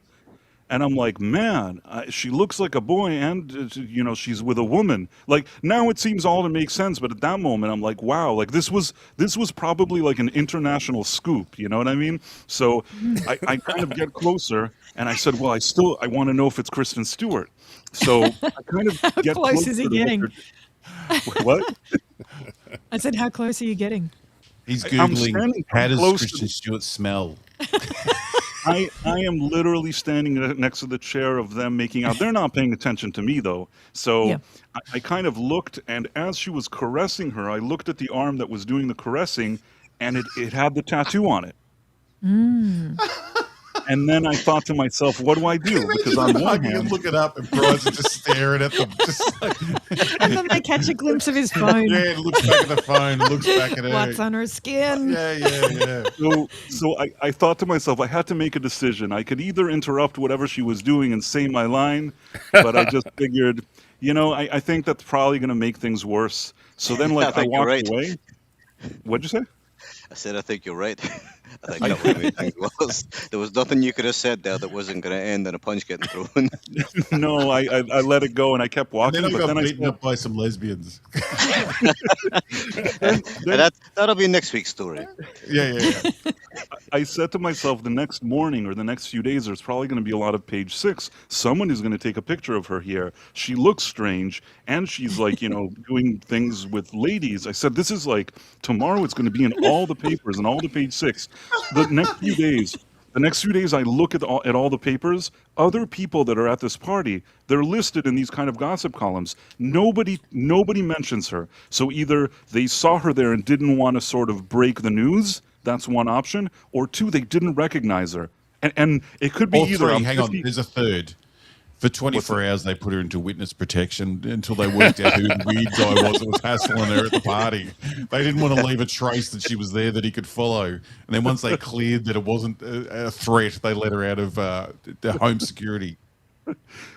I felt I was very resourceful in the way that I was trying to look at the tattoos. It was actually, I was like Sherlock Holmes at this party, You could have just believed the guy. Yeah, there was the other option. Just believe that it was her. There's something else as well. Your description, it sounded like Billy Idol. with his spiky platinum hair. She looked Hey, like wasn't that the plot of the last Sherlock Holmes movie? I think you were like Sherlock Holmes there. She did look like Billy Idol, but Billy Idol at least kind of looked more manly. I mean, she looked, I don't know. It was so odd. But now when you look at her in the papers and whatever it is, she always looks like that. It's not even a surprise. Now you pissed her off, but you also pissed off what's her name from the James Bond. Live Yes, and Let that Die. yes, that was a pissing off as well. Sure. What's Jane her name? Seymour. Jane Jane Seymour. Seymour. Seymour. Yeah. Would we argue Jane Seymour's bigger than like that story is great. The tattoos Yes, checking is thank you. amazing. I love that story. But I don't know. I think Jane Seymour might be bigger, or is she just I don't know. Was she I suppose she did have that She film. didn't she do? She's Dr. more of an Quinn, icon. Medicine Woman? You know, it's a different. Yes. She did that Dr. Quinn, Medicine Woman. Jane Seymour she is more not? of an Am I not? icon, I'd say. No, she You know, did. Yep. like, Yeah, she's bigger for the older generations for Right. sure. But Yeah. the Twilight people, man, they worship Kristen Stewart. So exactly. So if Yeah. we said who's the biggest icon, it's Jane Seymour. And Yeah. who's the biggest celebrity now? It's Yeah. the Kristen. vampire. yeah, but don't forget he pissed off Bryan Cranston by giving him unsolicited career He advice. pissed him off Yeah, that too. was a beauty. So who's bigger out of Bryan Cranston and that? Like he's pretty big. Yeah, yeah, pretty big, yeah. And he even interacted with the He covers angry, all generations. Well, he did the angry cheers, which was my favourite part of that Yes. story. That he did the That's angry really cheers. of aggro, isn't Price. Man, we've got to bring in the videos of Price meeting people at the Comic-Con thing where he went around and just talked to ladies the whole time. But my God, I wish he'd filmed these celebrity I think we need encounters. I would somebody- just. Need somebody who can do animation to storyboard Yes. Price's stories. Yes. Yes, just We basic. just need to make a comic. Ricky Gervais did that for his radio show years ago, and obviously everyone does it now online. But that was the first time I'd seen it. We need an animator to make these come to life. Oh my God! Yeah. I'm ripping you off, Price. I'm doing a channel, and that's all I'm doing is your stories to animated characters, and I'm gonna make a Yeah. fortune. And who's the one person you got along with splendidly? Leslie Headland. What is that? tell us? Yes. Yeah. And not Now just we that, know. Price. It was Price, nice. he's going to too. make a channel with nothing but your stories, and if you want to see them, you're going to have to be a member. Kristen Wiig was nice as well. I did say that. Oh yeah, Kristen Wiig. Oh, did you have a Diana Ross story, or am I thinking of somebody else? I did have a Diana Ross story. Yes. Oh, you got to save that. We can't have two stories. Okay, I won't talk One about it now. episode. That story was too good. I don't want you to wreck it if the Diana Ross one isn't making her angry. But so far, every story you're making them It's looking angry. good. Yes, there's a good chance. God, imagine pissing off Diana Ross. Michael Jackson had come back from the dead to moonwalk on your head. He was in love with her. But let's actually maybe get to a segment. Why bother? It's the weekend. I'm getting drunk. Who cares? But it's let's bring it up first. Da, da, da, da, da, da. The Oscars. Does anyone, that's the big question, watch the Oscars anymore? Did anyone watch the Oscars? And did anyone have a favourite part or a big shock that they couldn't believe? Or did you just not give a fuck about the Oscars? Not give a fuck for years about the Oscars. Yeah, Yeah, I haven't and- watched it properly for years. I Yeah, remember as a neither kid- did a big percent of this country. They were their lowest ratings ever in history. Nobody. gave a Speaking of fuck. which, I did see, and I was going to bring it up, and I didn't because it's the weekend. I don't know what's going on because I've got a hangover. But I did see that they made fun of, is it Turning Point? Is that what it's called? The Charlie Kirk organisation that did the alternative Super Bowl halftime entertainment. They made a joke about them, and apparently they got like, my figures could be wrong here, 25 million viewers, and the Oscars only got like 17 or something ridiculous. So they made fun of people that actually Oh, so got they made bigger a viewers. joke on the Oscars, did they? Yes. Okay. About Turning Point. Is it Turning? Well, I hold think it's on. Turning Point. If that was the Charlie Cook thing, they should have done a Best Death on Screen award. Oh, man. But don't too soon. Oh, jeez. I thought having to go with Chuck Norris was a risky move. Look, I'm Now, Scottish. Leave me alone. yeah. Yes. Most believable death. Most believable. Well, if you get on the conspiracy thread there, they all think the shooting of Trump was fake. There's that, and they also say that Charlie Kirk one was fake. So we could get most believable public shooting award. His was pretty believable. Yeah, no, I mean, I actually regret seeing the Charlie one. Actually, it was Oh, something that like it was in my horrifying. feed, and I was really No one sorry that wants I to even see it. watched it. Honestly, Yeah. But let's not dwell on no, sorry. people getting murdered on in front of the world. The Oscars. No, did anyone watch any of it, or do we all just watch clips online now? not Just even a clips clip, online. nothing. A few clips. It's not even worth it. It's honestly, I think that back in the day, even then you knew it was a cheesy award show with a lot of stupid things in it. But there was something at least like an interesting. You're like, oh, these celebrities are going to get together. There's some jokes maybe. Today it's like, what does it even matter? You already know that all the jokes are probably going to be super safe, and everybody's just going to pat each other on the back. And even the awards they gave out, most of the awards went to one battle after another. We already knew the second they gave it all the nominations, we knew it would sweep. It's a terrible movie. It's an awful movie, and they only gave it because it suits some kind of political narrative. And once they do that, the show has no more value for me. Now that you've brought that up, I tried to watch, and mind you, with the trailers came out for One Battle After Another, I was pretty keen to go see that film. Didn't make it. You know, things happen, life moves on, technology lets us down. All weird things happen, and you don't make it to the pictures. So I didn't go. And then it's one of those films I keep putting on the back burner because it won the award, and we were going to talk about it today. I started watching it last night. My God. I know we say a lot that films are terrible or worst film ever watched or all those things we say online. One Battle After Another is fucking terrible. I is. made it 50 minutes in and I had to turn it off. I was getting drunk and I'd had enough and I thought I'll try and finish tomorrow. And I don't want to go back. Sean Penn getting an award for that acting he was doing is just criminal to begin with. But that film is easily one of the hardest things I've ever had to watch. Like, I've watched terrible things. We watch it all the time. And you can get through it. You just have it on. You're watching it. You have some dinner. Or you look at your phone or whatever if it gets a bit boring. I found that film abusive. And I'm interested to know, and Melvin, have you seen it? I have not.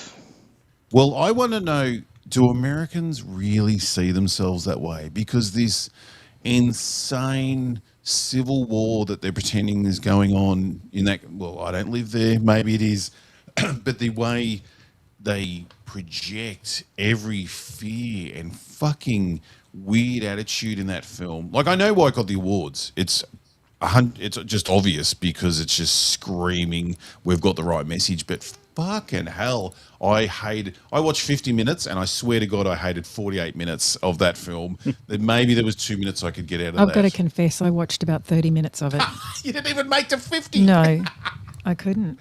I told you to watch it for the show. It was and so then- bad. you made it all the way It was through. pathetic. Like, I thought you made it all the way through. You only did 30 minutes. and I thought they made that, the lead woman, she just like was such a stereotype. I thought it was horrible. I hated her. I hated everything about it. Price, I think you've seen it in this. Have you both seen it? I have. I've seen it in its Oh, you entirety. seen I sat in the theater. I went to see it in the movie theater, and I was man, going did to- I suffer. Man, did All I I was suffer thinking the whole watching. time is like, my God, thank God I didn't go to see this. Does something happen in the second half? I'm not even halfway. That makes Sean Penn's character Oscar worth, like as if the Oscars actually meant anything, but to give an award for his performance. Because my God, is he? For a start, he looks like he's wearing the Wicked Witch of the West rubber mask the whole time. Fuck, he's an ugly man. The whole cast is fucking ugly except for DiCaprio. And then the overacting and panto performance. Like, does it turn around in the end? Don't spoil it for me, obviously. But does it turn around and like there's some big thing that happens in the second half that makes it worthy of anyone watching? Of course it doesn't. He got the award for virtue signaling and the agenda and the message. It's absolutely unwatchable, but I had to watch it in like 7 or 8 parts. It's just like Starfleet Academy. I couldn't get through it, but I wanted to be able to talk about it. So I just powered through in sections. It killed me getting through that 50 minutes. And I'm not like we like to, play it up in videos and carry on about how bad things are and stuff, and we feel that way, but we want to be entertaining saying it. But my God, I was like rubbing my head watching it, just angry at. Well, I was the thinking, am abuse I of it. missing something? As everyone raves about it, am I missing something? As far as I know, it got the award for best editing, and the editing was fucking doing my head in the way it fucking was cut together, and the storytelling, like it. Just anyone in the audience, please, if there's someone in the comments that liked this film, tell me why you liked it, because I. Right, Robot Head, I've got to chastise you a little bit here. Oh, What you no. were saying about Americans, do Americans really think that? Do they really act like that? We're not supposed to talk like that in front of Americans. No. That's our little secret. We're all What about friends. Bring We're it all up. friends here. We're all friends. We can That's say a anything. DM conversation. The movie doesn't represent most of Americans, in my opinion, which is why it was also a box office flop. It's And just no that one they're- watched the awards that they bloody gave to it. True. right. I What mean, does? Oh, sorry. Go on. Go on. no, No, I go. interrupted. I interrupted you. Go on. No, it's fine. I wanted to hear what you have to say. I was going to change the subject. I was going to say, what is the first film you ever walked out of? It would have been this if I went to it. I don't think I've ever walked out of a movie. Oh, there's only one time that I walked out on a movie, but I was young and I was with other people and they wanted to leave, and it was called I think Mr. Saturday Night. It had Billy Crystal playing an old man that they put makeup and he looked old and he was talking about his like childhood or something. We saw like 5 minutes of it, and my friends were like, I don't know, I was very young, okay. But I think somebody said, Didn't he do that as a live show or a play or something? I remember him touring with that, where he just talked about, like he just pretended he was an old Jewish guy talking about his life or something. that was the movie. I don't know if he did a play, but that seemed like a movie. I think he did a play of that toured for ages. I don't know what came first, the movie or the play. I tell you what I did like about the Oscars. I liked that horror films stole the show. I liked that. There were like 8 awards given to horror this year. I thought One Battle After Another was horror. That was the scariest fucking 50 minutes of my life. Or the Does most anyone else depressing. like horror movies? I do. I like horror movies. Yeah. And I like the supernatural ones. And I don't really like gore for gore's sake. I don't like Yeah, sort I'm of with you slasher there. movies so much, Yeah, but I What's do not like. scary? Having grew up, is that English? Well, I'm Scottish, I suppose I can get away That's with it. right. You can. Having grown up watching all the Having grown up. horror films on VHS, like the really bad stuff, Yeah. I never found blood scary. I don't know why people think blood is scary. They splat some blood and everybody starts screaming. It's really strange Well, to me. blood isn't the scariest element. I like psychological I think it's thrillers and, thinking about and your own supernatural horrors and Someone else's blood's not as scary as thinking about your own blood coming out. That's not good. But fake blood on the TV isn't even that. I'm sorry. I have to go back to One Battle After Another. I'm sorry. Listen, I want to go by one more point. I love this, how bad that film is, that they awarded a white guy that made a film to tell you how bad everyone is to black people, and they didn't give the award to the black guy that made a good film that was entertaining. Like, it got best film over Sinners. Why didn't we just give the award to Sinners?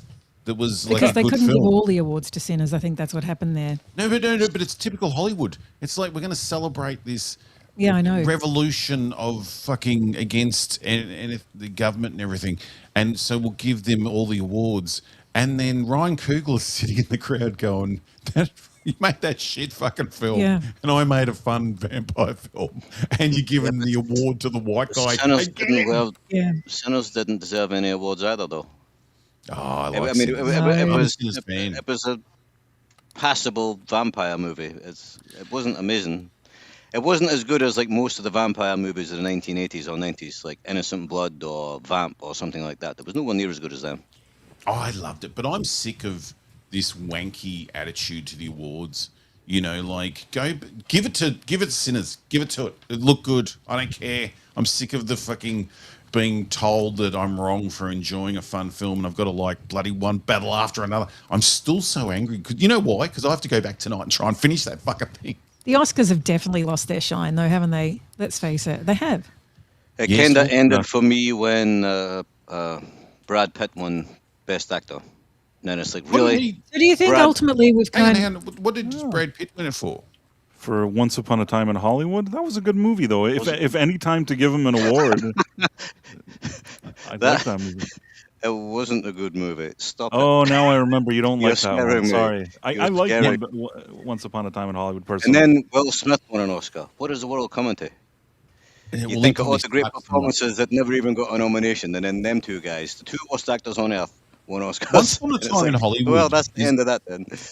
I love Tarantino, and I went to see Once Upon a Time in Hollywood, and I didn't sort of enjoy that much. I'm not big on his changing history films, you know, sort of like the Jews killing people in the war and then Once Upon a Time in Hollywood. But I have to admit, whenever it's on TV, I get stuck watching it, like if it's Jaws or something, and I've grown well, it's to a really revenge like that story. film. You know, he gets. But I was a bit disappointed when I seen it, and now if it's on TV, I get stuck watching it, and I've grown to, I really like it now. It took me a while to get on board with Once Upon a Time in Hollywood, but so Melvin, I was on your side, a bit disappointed, but now I've gone over to Price's side. But do you I think like it, yeah. ultimately we don't really respect the industry anymore?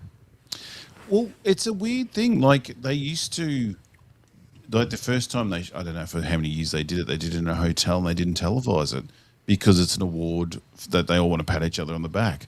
And then they realised the glamour of Hollywood at the time, we should televise this because people like seeing celebrities. And that worked probably up to 80s, 90s, like where we had some respect for them. Before social media, we realised that every fucking person in Hollywood's a lunatic. I did notice how many people thank Netflix. Did you notice that? Oh, did they? Mm. They used to thank Harvey was a Weinstein. first, I thought. So they've gone from Harvey Weinstein to Netflix. Yeah, to Maybe Netflix. there's a link Yeah. there. Yeah, it says we want work. Even though we publicly hated you when you were going to buy WB, please hire us. But do you think movie stars have kind of lost their shine as well? Oh, absolutely. The whole industry. sure, for yeah. sure. Yeah. Not only have they lost their sort of mystique Yes. and they've lost our respect, but we know now that they're all like deviant criminals. We know how horrible these people are. And the ping Yeah, it's pong like movie didn't get a bloody nod, Oh, did that's- it? Yeah, well. Yeah, it was there is. overrated. It was Yeah, overrated. there is. Movie. They're as bad as YouTube panelists. Like they were really awful. Now we know they're stupider than normal people. It's hard to get excited to see them in anything, in films or TV or interviews or anything. I think one of the big things the Oscars did was to glamorize the film industry. So if you go back to the 50s and things like that, when the studios would make up the whole backstory for the star, they would make up a whole life for them that wasn't theirs, and they were a war right. hero and how they Yeah, got they their were scars packaged and things nicely. like this. Yeah, They made a remember- lot of them. Cary Grant, Yeah. we're looking at you, if I've got the right one. They made a lot of them straight that weren't so straight. That's true. Yeah. Yeah. Even if they were living with their partners for about 20 years, That's they'd still right. get married for the photos for the magazines Yeah. and then go back to their life of debauchery. But do you And think The that... peasants never knew, though. We never got to know any of that. It was Thank all God. No, we Yeah, didn't. yeah. the whole you No, life. say they, were you're- neatly, they were neatly packaged, weren't they? But do you think that big budget movies will become obsolete? They're probably going to keep trying because they love that massive $1 billion payoff, and that's the way they think they get it, rather than like making a good movie that could make $1 billion even if you didn't spend a lot. But I even when you think we're say still big gonna- budget, that's sort of weird because they're spending those budgets on crappy Star Wars shows. So they're Yeah. still Spending big those budget- budgets on catering and costumes, it's a money laundering scheme. So Yeah. we're never going Well, to they are, get but rid of that is big what I'm budgets talking about. because They're jumping ship because- and Yeah. Yeah. they're taking it It's out of all the in left streaming. pocket and putting it Yeah. in the right pocket. I'm But talking remember- about movies Well, going to the shareholders. cinema. Like, do you think that is dying? Oh, Because yeah, if yeah. I go to the cinema, I don't know what it's like for you guys over there, but basically, if I go to the cinema, it's empty. Yeah. I haven't been in a full cinema, but then again, I can go any time of day. So I go like, a screening Well- during the day. But what's it like over there? It's never Well, full. last year we had half the number of actual butts and seats at the movies than we did in 2010. It gets lower every year, even though the numbers are going up because the ticket prices keep going up and they find new ways to extort money, Dolby, premium, large format stuff. But it's fewer and fewer people every year, which is why they don't actually count the number of ticket sales. And remember, but it's losing, and because of that, though, it's losing its magic because it used to sort of have a community experience to it, didn't it? Yeah, it's becoming less and less that. But remember, if you sent your dog to obedience classes, then your dog has more education than the average Hollywood celebrity that's telling you how to live your life. And you just want to say, shut the fuck up. I'm like Mark Ruffalo, for instance. Yeah. I have a cat more educated than him, and I'm tired of listening to him tell me what to do. So you just get this fuck off attitude. I won't go see a Mark Ruffalo movie. So now I have to read super chats no matter what they say, and super based $5. Charlie Kirk was truly something special. I'm triggered by the Scotsman. I think that's you, Mel. Is that you, Melvin? I think. No, but seriously, Charlie knew comedy needed to have an edge to be good. Cheese. Yeah. We won't agree or disagree with the murder of Charlie Kirk, but thank you for the super chat. Greatly appreciated. Yeah, he's not a real Scotsman because I can understand what he's saying.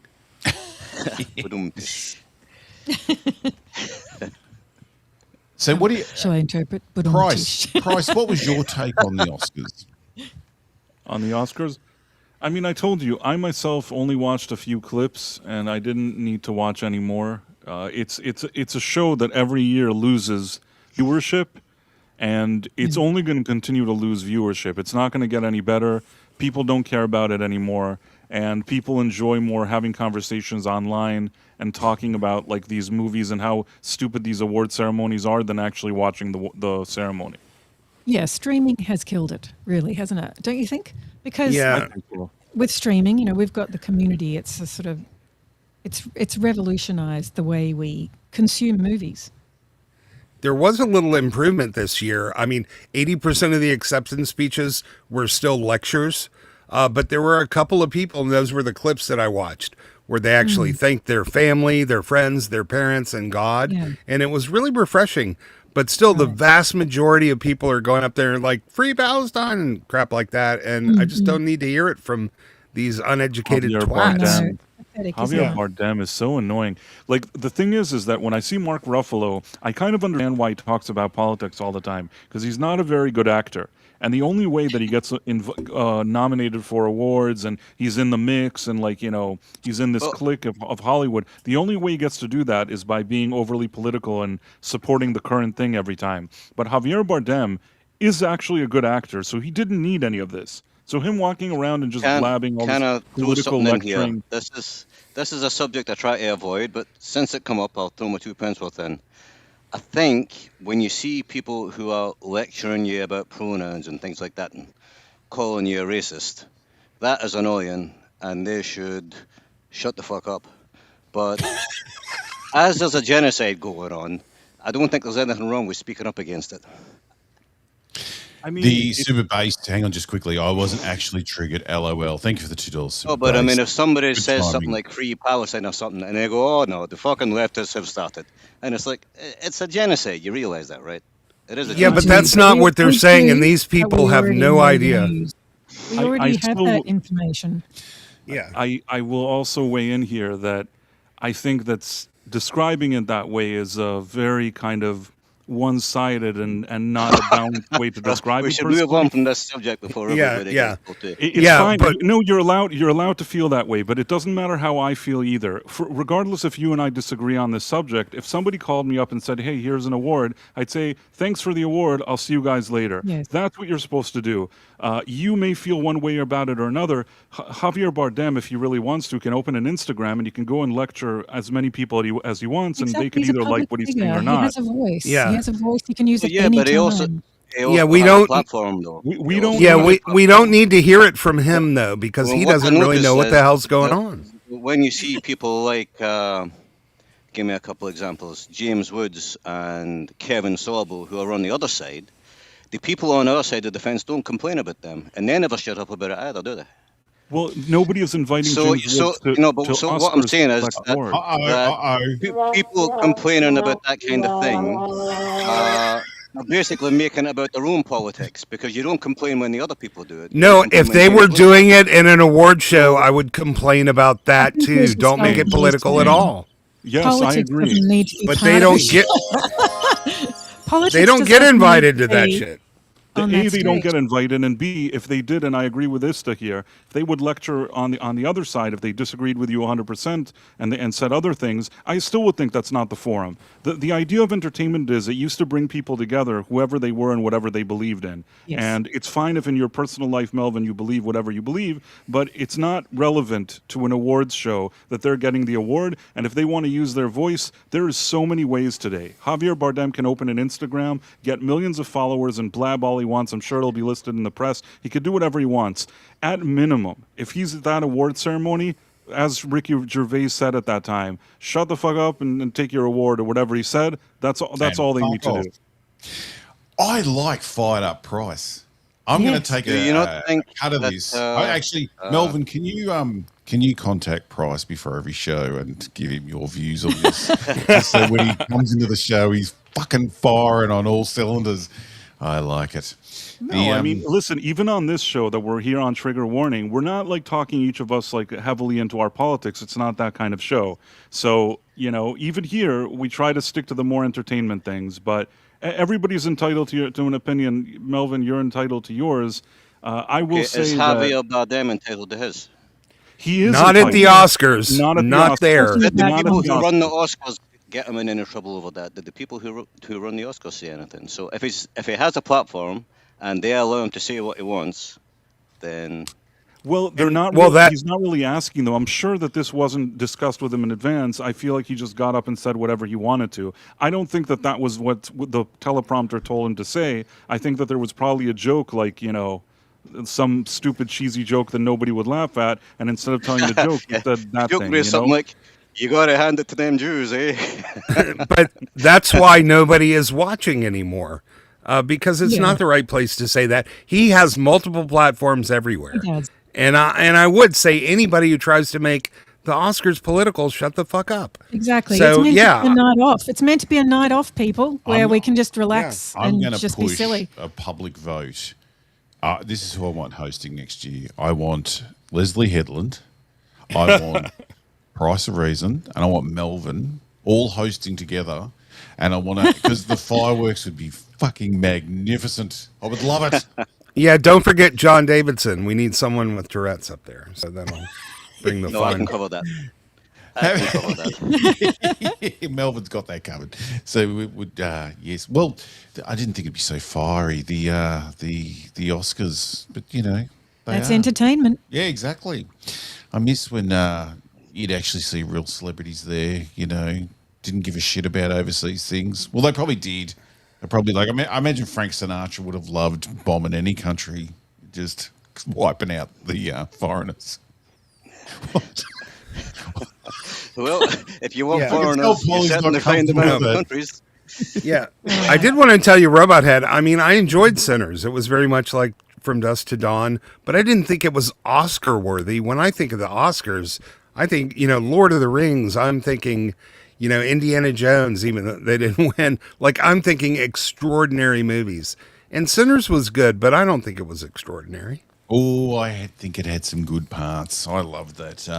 Okay. The history of music that popped up. Yeah, I thought it was good. Yeah, Give it yeah, to the it. music was fantastic. It definitely, I'm glad it won the award for that. Absolutely. Against the winner, I would go Sinners every time. So it's I think that we've just completely forgotten what film is, that it's meant to be entertaining. Like all films are entertaining. I love Dog Day Afternoon. That is so fucking entertaining, that film about two bank robbers in a bank for the afternoon.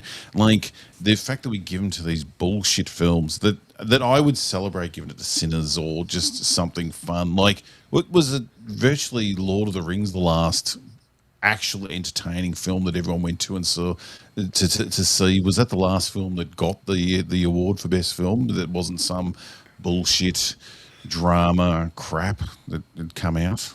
Oh, I think that was The Shape of Water, aka fish fucking. That was really that was the good one. I actually didn't see that one. You're fish missing water. out. How did You're that missing win an out. Oscar?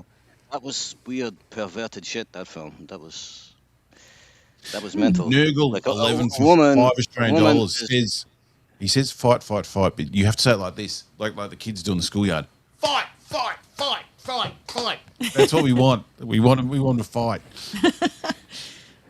Sorry. Well, you know that was Harvey Weinstein. That was the year that the Oscars Best Picture became for sale when Shakespeare in Love beat Saving Private Ryan.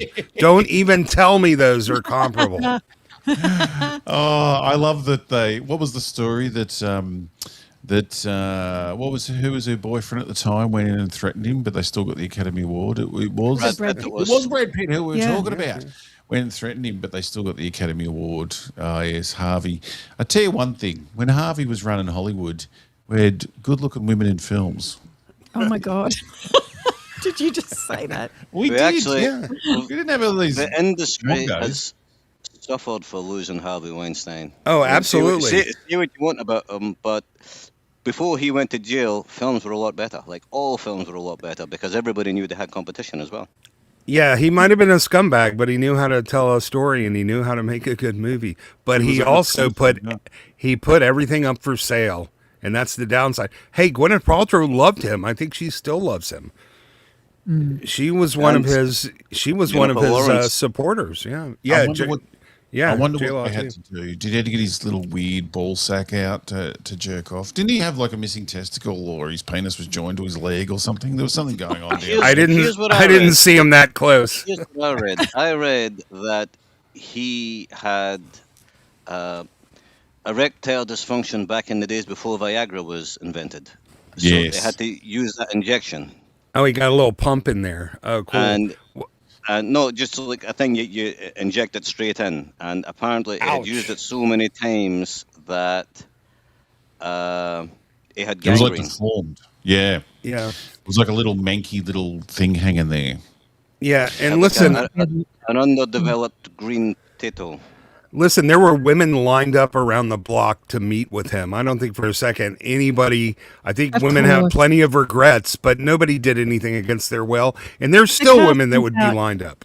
Yeah, It's been around forever, hasn't it? I think Let's- it's fair yeah. to say that some of them will probably done it against their will. I think that's fair to say. But well, we didn't see any evidence. Yeah, that way. Sorry, Polly, you say. 'cause No, if no, you no. why say- would you no, have no, seen the I will evidence? get back. I heard you, Polly, say no. I don't think, and then you jumped out like say it. Because if I say it, people will hate me for being a bloody misogynist pig. But if you say I'm just it, saying that's the trade-off they made. I mean, it was it's a the casting trade-off. couch. It's the trade-off. If It's you're, been around forever. If you're an ugly man, I'm not saying it's okay, but it just is Well, what it is. you're an I ugly man don't with a think deformed Harvey penis. Weinstein went to jail with zero evidence. That's what I don't think. He's an ugly Well, man yeah. with a weird penis with power, and he used that power. Where am I going with this? This could get me to fucking banned.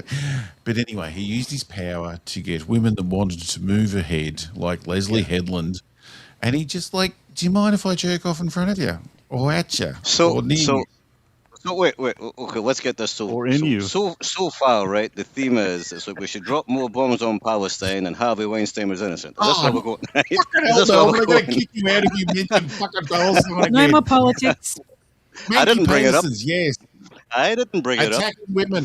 That's Who did fine. though? I didn't. We only brought up that people were lecturing at the Oscars. We didn't get in. Yeah, No one should Well, be you attacking. brought up the anyone. subject that triggered me. Well, I brought up the subject because I said that in general, I just don't think that was the forum to lecture us, That's but right. not because I wanted to Well, open okay, a let, discussion. let's move on from that. I was saying then, right? Let's have a vote on the panel. Harvey Weinstein was innocent. Is that what we're saying? No, not at all. no. It's not black and white. No, he's definitely a scumbag. But when you have to change the law in order to get a conviction, something's fishy. What law did They're they all change? scumbags. He's no, a jerk. okay. Yeah, and that's true. They are all. I do have something to say that I during the time that I lived in New York, there was in my youth a time I had a roommate who was a DJ, and he also studied acting. And there was some event like an event that a lot of Are you driving aspiring through a tunnel, Price? A waterfall. No, is there Oh, something wrong? you went all like you were doing a noir film there, and you were going through a tunnel or something. Am I still in the tunnel? No.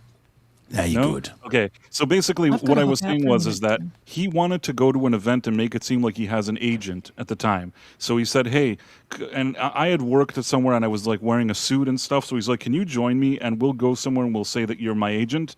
And I said, "Sure." So I went to this networking event and I look pretty serious. Like I'm wearing a suit. I look pretty like, I'm still relatively youthful at that time. And he's like telling everybody, "This is my agent." Within a short amount of time, there were really, really appealing ladies standing around me, all kind of like smiling. So if that happened to me in just some stupid networking thing, which they thought that I was an agent of his or some, I don't know what story he sold them. Imagine Harvey Weinstein walks into a bar. You know what I mean? Not now, but at the time. I see Price just in that situation, just going, "Hey, fuzzy hair, big nose, mole on the face, small tits. How you going?" Yes, I mean it's an ugly man takes his power and money and makes a great life. The only thing he must be fucking shattered about was like he had a really attractive wife. Like if he just kept it together, he could have like the life he would have been having would have been incredible. She was lovely, and then yes, he blew it He all. was greedy. He I was think- super greedy. He wanted I think- he wanted everything. You know what I mean? Yeah, it's the money Melvin, probably if kind you of bring won- up Palestine again, you're gone. That's okay. This is the last warning. Talk about Harvey No, Weinstein and I his was manky going to dick. talk about. I was going to talk about plasticine. You just misheard me. What? So Harvey Weinstein, there. I'm sure a lot of the accusations were people just looking for money, but you don't Well, go I to think he jail. did it. How many years did he get? Like 18 years. Of course, he's fucking guilty, right? Rich people don't go to jail unless they're guilty. No, you but know. there's always a sacrificial lamb. Yeah, Yeah, there's the Diddy. fall guy, and Yeah, that's well, the I mean, thing. Even that I'm Diddy sure he's documentary. not the only guy who did it. I mean, look at all of this. Exactly. What's his name? Who's I can't remember the guy's name. Epstein. Yeah, look at all this Epstein stuff. And Yeah, all them yeah. people in Hollywood are in on that shit, right? There's a lot of guilty people there, and Weinstein was kind of flung under the bus, but it doesn't make him innocent. It's like you were saying, sacrificial lamb. They threw him in to take some of the heat off. There we go. We've cleaned up our act. Everything's good now. But I mean, innocent rich people don't go to jail. But Well, Even but none of even them are guilty- innocent. yeah, It's the like lamb Diddy will be thing. sacrificed regardless, though. Yeah, you watch the Diddy thing, and he's doing exactly what they're all doing. But all of a sudden, they decided someone had to go down again, and it was Diddy this time. And I'm not defending Diddy by any stretch of the imagination. Are you sure? Don't clip this with I'm like a Diddy defender. I'm not a Diddy defender, but I just mean they're all guilty, and then they just pick to throw someone under the bus. Yeah, every How come couple of you're years, using my every mouth? couple of years, somebody's going down. Yeah, R. Kelly. R. Kelly's another one, right? yeah. I think Weinstein was guilty, but not guilty of what he was convicted of. They have other laws to stop that kind of thing. I don't think he actually did what they say he did. And I watched the trial. I read the transcripts. There wasn't evidence. That jury was going to convict him regardless. And one of them got a return on appeal. So It did, and poor Johnny Depp, he lost the first case he went to, and then we had the televised case with the nutcase he was living with, and we realised that Johnny hadn't done a fucking thing wrong. He lived with a total psycho, so you never know. But again, I'm not a Weinstein or Diddy excuse maker. I'm not a fan of either of them. Yeah. But I just think they're all like that. Like picking those two out and thinking that they're different to the others is completely wrong. Yeah. have what happened to triggered- Polly? I triggered the Apache helicopter, and I earned you $4.99 now. No, did we lose Polly, or did she leave in disgust? She's had to go for a minute, but she will be back apparently. okay. Professor Artoo, look at this. Fist my bump is a very important thing we have to. Professor, do you want to join in, or are you too busy? He might be out on the road. Let's just check messages here because we did want to get the professor in, but I think he's busy. He mightn't be able to, but he might be trying to listen. Yeah, But, I have a request from him, by the way. He just messaged me. Do you know how to raid another channel when you end the stream? No. He's requesting that we raid B-sides. Do we But if tell you don't- everyone to just go there, or do we actually do something? Well, no, you have to go into like the Yeah. live stream, and then I think there's a part where you click customization. There's a way to do it. I think that if you click on the live stream customization, and then you could say what other stream you want to send it to. yeah, if you can't figure that out, though, we can always tell them, and I'll put the link We in the can chat. tell them. We can Yes, maybe yes. post a link or something like that. The Apache Helicopter 64 for $4.99. Weinstein's evidence was proven not enough to convict. He's been released. I don't think he's been released. has He's he? not been He just- released. because isn't there charges in 2 different countries or 2 different areas or something? And he got off I'll one, but tell he's you, still in for another. I'll tell you what I think. I can't believe we're going to this dark place. Yeah, But exactly. I We're would, going to be talking about a film. We No, haven't no, even got okay, there in so 2 quickly, hours. quickly, I'll give Yeah, you my look, 2 look. cents.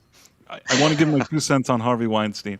I think that what happened with him is that out of, let's say, hundreds of women that you just said, hey, you want to be in a movie? Well, here's my, here's my Johnson or whatever it is. So probably like out of 250 ladies, 240 of them, probably whether they regret it or not, whether they felt pressured, whether they hated him or not, a lot of them probably went and just did it. Now, is it right that he did it? There's another question to, is it an abuse of power and all that stuff? You can have all those discussions, but it's probably out of like 250 women, there's about like 5 of them that claim that it was something more than just him being a jerk or him making these kind of propositions. And Isn't 5 enough? Isn't 1 Yeah. enough? it is absolutely enough, but I'm saying like, No, relatively 6. speaking, 6 is the Yeah. amount. It's like, how could he go to jail for mass murder? He only killed 5 people. no, You know? I'm not. How's I'm that not trying mass to murder? It's excuse. hardly I'm anybody. not trying to excuse his behavior. I'm just saying that, interestingly, and this is kind of what Istaphobos was saying, there were a lot of ladies that, and that's what I was also trying to explain about the party that I saw. There were a lot of ladies that I'm sure some of them just said, whatever, I'll sleep with this guy. Maybe I'll get a role. Some of them maybe felt pressured, but a lot of them had at least a choice where they could decide if they want to do that or not. And maybe the few that they ended up getting him on were the ones that there was something more sinister beyond that, I guess. Have you Well, yeah, seen the that's- footage that's, of That's what I Shirley? was saying. A lot of them would have been up for it, and I'm sure Hollywood is full of such women. And there's a lot of guys taking advantage of it. That's not necessarily a crime. I don't know. I'm not sure how the laws work, but I'm pretty Have sure. you seen the footage of Shirley Temple as an adult talking about the casting couch and they separated her and her mother, and then she was a Yeah. child, Yeah. and the one producer tried to put it on Shirley Temple at the time, and then the mother had to admit. I don't know if she admitted she did something, but the same thing happened to her. So There's all kinds of there's- stories, like with Natalie Wood as well. There's like rumors about Kirk Douglas trying it on with Natalie Wood when she was like 13. yes, different times, different weirdos. But we should get on to something with So much fun here on Trigger Warning. Tell us about Diana Ross. Between Melvin's politics and Weinstein's penis, the It's fun not my never politics. stops. If it was up to me, none of that shit would ever be on a stream. But when it comes up, and then people start going, "Oh, you should shut up. You shouldn't say anything." It's, well, okay, let's talk about it then. just Well, put your eye patch over your mouth for 2 seconds. It was more of just the idea of him. What you watching? What you watching? Fill your eye holes, not your pie holes, or your other holes. Nah, watching. What you watching? Robot head is watching, bitch.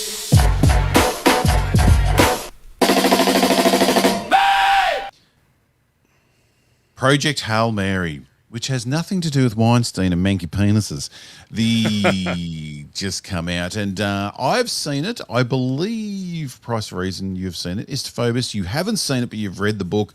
Melvin, have you come out of your hole and gone to see this film at all? I have not seen it, and I can't find it in the Caribbean either. But I've read the book. You Oh, can so read? 2 have read the book and 2 have seen the film. He can read with that one eye he's got. The one that's not under the eye patch. He just has You don't no. really need. You He don't has need no depth perception. Yeah. Yeah, you don't need that for books. See, when you're going for your driving test and you got to do the eye test, then you need depth perception for that, for reading those words. But in general, you don't, as a general rule. So Price, can I get your, I think you talked about this on your show, but I didn't see that because I couldn't hang around. So I'm interested to know what you thought of this film. Now there's been some, a lot of praise for this film, a little bit, I would say, over the top praise for it. But I would like to know what you think before I share my thoughts. What did you think, Price? Well, I thought that like you, I heard a lot of really good things prior between people that were excited because they read the book and they really wanted to see the movie, or people that even saw an early screening and had a lot of great things to say about it. And I kind of was a bit wary about it because there's a few things that could have been red flags. Ryan Gosling for me is sort of not the strongest leading man for me personally. At the same time, Chris Lord and Miller or whatever, they're kind of hit and miss themselves. Sometimes they're a bit goofy. I wasn't sure how it would all work out. I ended up seeing the movie, and for the most part, I thought it was a pretty good movie, but I didn't walk out of it thinking this is the best movie I've ever seen. If you look at Rotten Tomatoes, it has like 98 from critics and 98 from users or something. It's not The Godfather. It's a pretty good movie, which I think that there were ways to make it an even better movie. We were talking about that, and I talked about that with the professor also on our stream, that the length of the movie is probably 15 or 20 minutes too long, especially in the second act. You could have edited that in a way where the pacing was faster, and I It think needs a little already. edit. That second act, ooh, that needs an edit. Yeah, exactly. And you're a more savvy editor than me, but even so, and you'd probably be able to fix it better than I would, but even so, I sat there watching it and I'm like, man, this part is dragging. And then somehow, as like you get through the movie, you make it through the second act, the third act is good. Meaning, I think the first act is good, the second act has good in it, but is kind of dragging, and the third act is good again. So the movie ends on a positive note. And overall, I've seen a lot of crappy movies in the past year or two. I wouldn't say this is crap. This is a pretty good movie. I enjoyed it. It was fine. I even thought that like Ryan Gosling did above, above what I was expecting of him. I thought he was pretty decent, and you know, it was a nice escapist popcorn movie with a little bit of thinking behind it, and I didn't dislike it, but it's not like a 98 for me. You know what I mean? It's a pretty good movie. It's and I have got a video coming out that's nearly done, and I'll be repeating all this. But go watch the video as well because I'll say it and use clips and make it fancy like. But the tone in that second act is a little different to the tone of the first and second. But I feel like the main thing I was thinking watching this film is that it seems like the evolution of how films should have been coming out of the 90s and early 2000s. Like if you've like seen The Matrix or even Jurassic Park or like a lot of the films coming out at the time, Fifth Element and that, it's a nice little better effects. Like it looks pretty fantastic. But it wouldn't have stood out against those films if it had come out in the 90s or whatever. But it feels like a natural evolution. If we took away the last decade or two of fucking shit movies, this film would not stand out as much as it is. But the fact of watching crap all the time and going to see a competent film that looks good and everyone's doing a good job, it's a good film.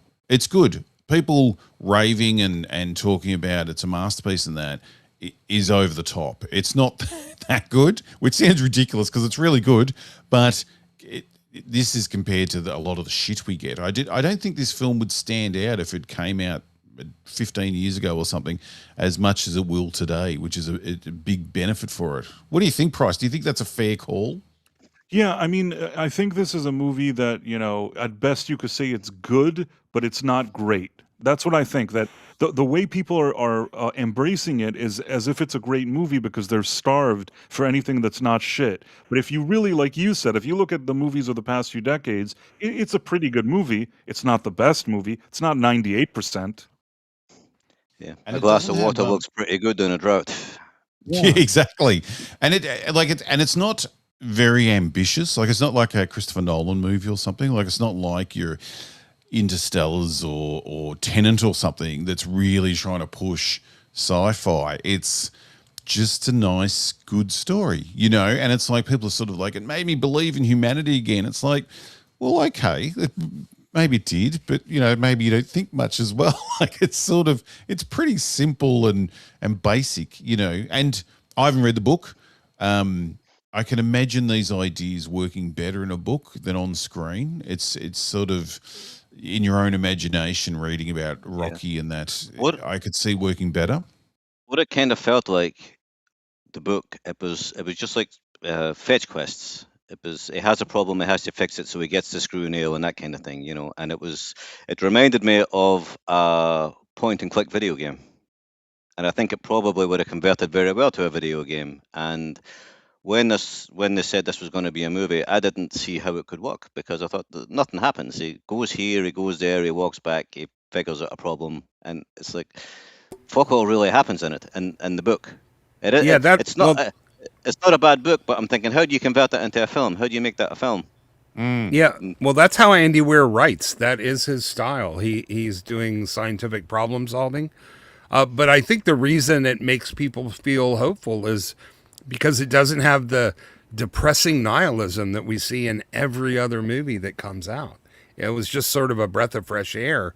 So I think it's getting the benefit of the doubt, where most movies are just so miserable. I think Ryan Gosling does a pretty amazing job. Like, not an easy role, and you can imagine they would have given this to Chris Pratt a few years ago, and it would have been a fucking nightmare to watch. Like, Chris Pratt was good at one role, and they've tried to use him so many times. Oh, Ryan, not Ryan. Who's the other Ryan? Reynolds. Deadpool. Ryan Reynolds. They would have given it to him or something. Again, they've tried that before, and it would have been terrible. Like, he has so much to do in this film to keep it going that a different actor, it would have been a slog for this I film. think a lot of people agree with me here that Ryan Gosling has no charisma, and there's nothing wrong with his acting, but he's a complete and utter vacuum. I struggle watching things with him in it, just because it ruins almost everything he's in, just for being there. And Is this Ryan Gosling you're talking about? Ryan Gosling, yeah, is like elevator music shaped like a human being. That's what he is to me. See, I think the opposite. I think he's got a lot of, like, the humorous parts in this film. I think he handled well, and the dramatic parts, and he's also meant to, know about science. I think he did that well. I get what you mean. He's sort of a bit of a blank canvas, but I think I couldn't imagine someone else doing a better job in this role. I think I can help. Sorry, I think he'd be a good supporting actor in anything. There's nothing wrong with his acting, but to have him be the head man in a story, and you want people to get engaged in it, it's like, oh no, this guy, Jesus, come on. Yeah, but Rocky is the head man. Rocky's really the lead character in this story. He's a very low energy kind of guy, sleepy, but he was perfect for the character as written. I haven't seen it yet, so I don't know how that plays on screen. Well, that's what I wanted to say, that I, on one hand, don't completely disagree with Melvin in the sense that when I think of a charismatic actor, I generally don't think of Ryan Gosling, and that's, walking into the movie, something that I was a bit concerned about. But I will say that in this movie, the character that he plays is supposed to be a guy that's a little more low-key. If he was overly charismatic and, like, so in your face and so, like, like what Robot Head was saying, it was like Ryan Reynolds, the movie probably wouldn't work in the same way. You needed a guy that was a little bit subdued, and it's the one time in history that somehow Ryan Gosling is kind of a decent fit. I'm not saying that no other actor could have done a good job. I think that, if you would have put, like, maybe Eric Bana or something, sure, I think he could have done a good job too. I don't think that this is the only actor that could pull this off, but he didn't ruin it. I didn't watch it thinking I hate him or I hate this. I thought it's okay. It's decent enough. It's strange how the love it's getting. Like, we're at a stage now, obviously, being online, everything's got to be extreme, and it fucking does my head in. Like, everything's like, the people online that say things like, I'm still not over this. And they're talking about a scene in a fucking TV show or a movie or something. Like, even my favorite film doesn't affect me emotionally once I've left the cinema. But they want to make out they're so affected by everything they've seen, and it's going to happen with this film. 5 Indiana Jones films. There are 5. Yes, they're going to do it with this film, and we're going to have girls crapping on about Rocky, like he's Grogu or something, and it's like a good film, and it's really annoying because can't we just have good films? That's what we want. Like, make more films like this, and I'm really, really happy. But can you not tell me it's a masterpiece and it's also not crap? Like, can we just make good films? That's what I meant about it. It's like the evolution of films from the 90s. This should be the common film we get. That's an interesting story. It's done pretty well, and maybe it's a bit too long, and then it's good. But now we have to say it's a masterpiece. Go see it 3 times this week, or it's crap. Like, it gets so frustrating that we can't just say it's good, but it's, that's it. That's good. They all did a good job. They all did what they were meant to do, and it looks great. It's also weird too. They keep saying how there was no green screen in this film, and it's like, well, green screen's not CGI. Like, not having green screen these days isn't that big a deal, but there is CGI in this film. It's fine. As long as it looks good, I don't care what you use. Just make it bloody look good. It's that kind of thing, is it? See, when they're doing like ready meals and things like that, and they say low sugar, but it's full of fat, and they say low fat and it's full of sugar. So that's going to be the green screen thing, right? Yeah. Well, to be fair, all of the reviews that I've seen are they haven't been over effusive. They said it's a good, solid movie. It's well done. I really enjoyed it. But I haven't seen anybody calling it like the greatest movie of the century or a masterpiece. They were just saying it's good, solid movie making, and maybe they're a bit, excited because it was so refreshing, giving all the dismal stuff that they have to watch. But I haven't seen a single review sort of over exaggerating the quality of the film. Oh, that makes me happy. Tomatoes. Nobody says bad, so that's good. Yeah, no, well, Rotten Tomatoes, that's all bullshit. It's rigged tomatoes, so you can't really judge by that. Even for the rigged, it's more rigged than it usually is rigged. Well, that could be. Once you know something's not legit, then it shouldn't matter one way or the other. In the days of the internet, opinions are a commodity. They're right opinions, so yeah, they've monetized it. Your opinion's worth money, so they will go to whoever pays them the most, right? That's why they were with Rotten Tomatoes. They were blocking negative reviews for certain things like the Star Wars shows and things like that. Oh, yeah, we can't trust anyone online. They're all full of shit, including us. Now, Price, seeing you're the only one that's seen it, and Polly's not back yet. How did you find the cheese factor for this film? Like, did you? The whole time I was watching, especially the second act, where we try not to give too many spoilers away, but where they're getting to know each other and learning how to communicate. It was so bordering on dropping into a cheese fest of like how cute we're meant to see Rocky. Like, did you find that it was sort of really pushing the limit of because the start of the film, it seems very quite serious. Like, I thought I didn't know much about it, and I thought I was in for a serious film here. And then it gets a bit cutesy Pixar in the middle. Like, did you feel they were pushing the limit a bit with how much they were telling us to like Rocky? I think they were pushing it a bit, and one of the things that they were pushing, it was too much. Maybe they could do a less of what they were doing, less screen time. It's not only that they were pushing it with the cheese, it was that there was too much of it. Do you get what I mean? Yes. Like, sometimes even in a more serious movie, you can have a few moments that are more of levity, but once the second act gets more and more filled with it, you're starting to feel like it's a bit much. And I know how, it's nothing personal, but I think that Lord and Miller, like I said, they're kind of uneven in general. They're kind of... There's things that they do. I don't think they're complete bums. There's things that they do that I think that Lord and Miller are not like losers and they can do something, but they're also not perfect. Like, I could see them sort of shifting into the cheese. But also, I think... Oh, she's back. I'm back, sorry. She's back. Just start talking. Don't say I'm back. I'm back. I think also, I'm not exactly sure what you've covered, but I kind of think that also Ryan, when the second half got a little goofy, Ryan slips into goofy really easily. But in a good way or a bad way? Well, just in a way that changed the movie. I'm just saying it's kind of a quality that people love about him. Because you'll be shocked, just to cover everyone. Yeah. I was saying I'm quite impressed with him, like that he can pull something of this off. I think Price was saying that, he's sort of the low personality, but he can pull different things off. Right. Shock, this will surprise you. Melvin's not a big fan. No. Yeah.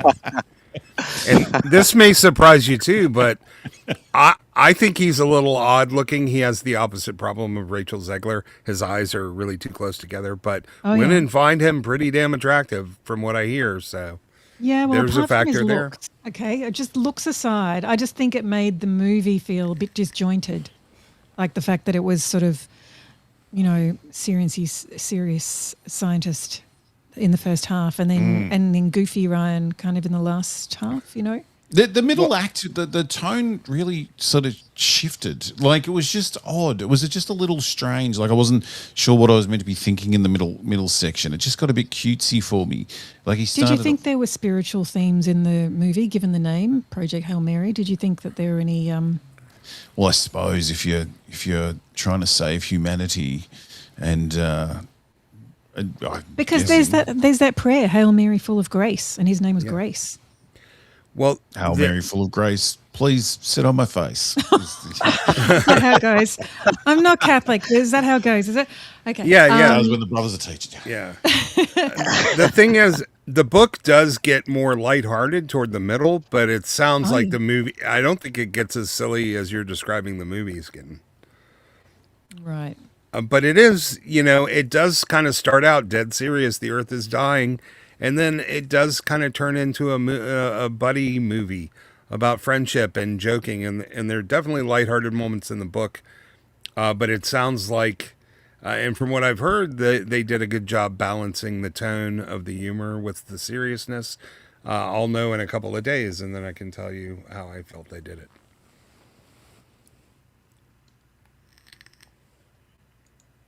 Oh, well. What happened? Where's the sound? Yeah, everybody got quiet. I'm still here. I think they're plotting against us. Is Robot Hut still here? Can anybody hear us?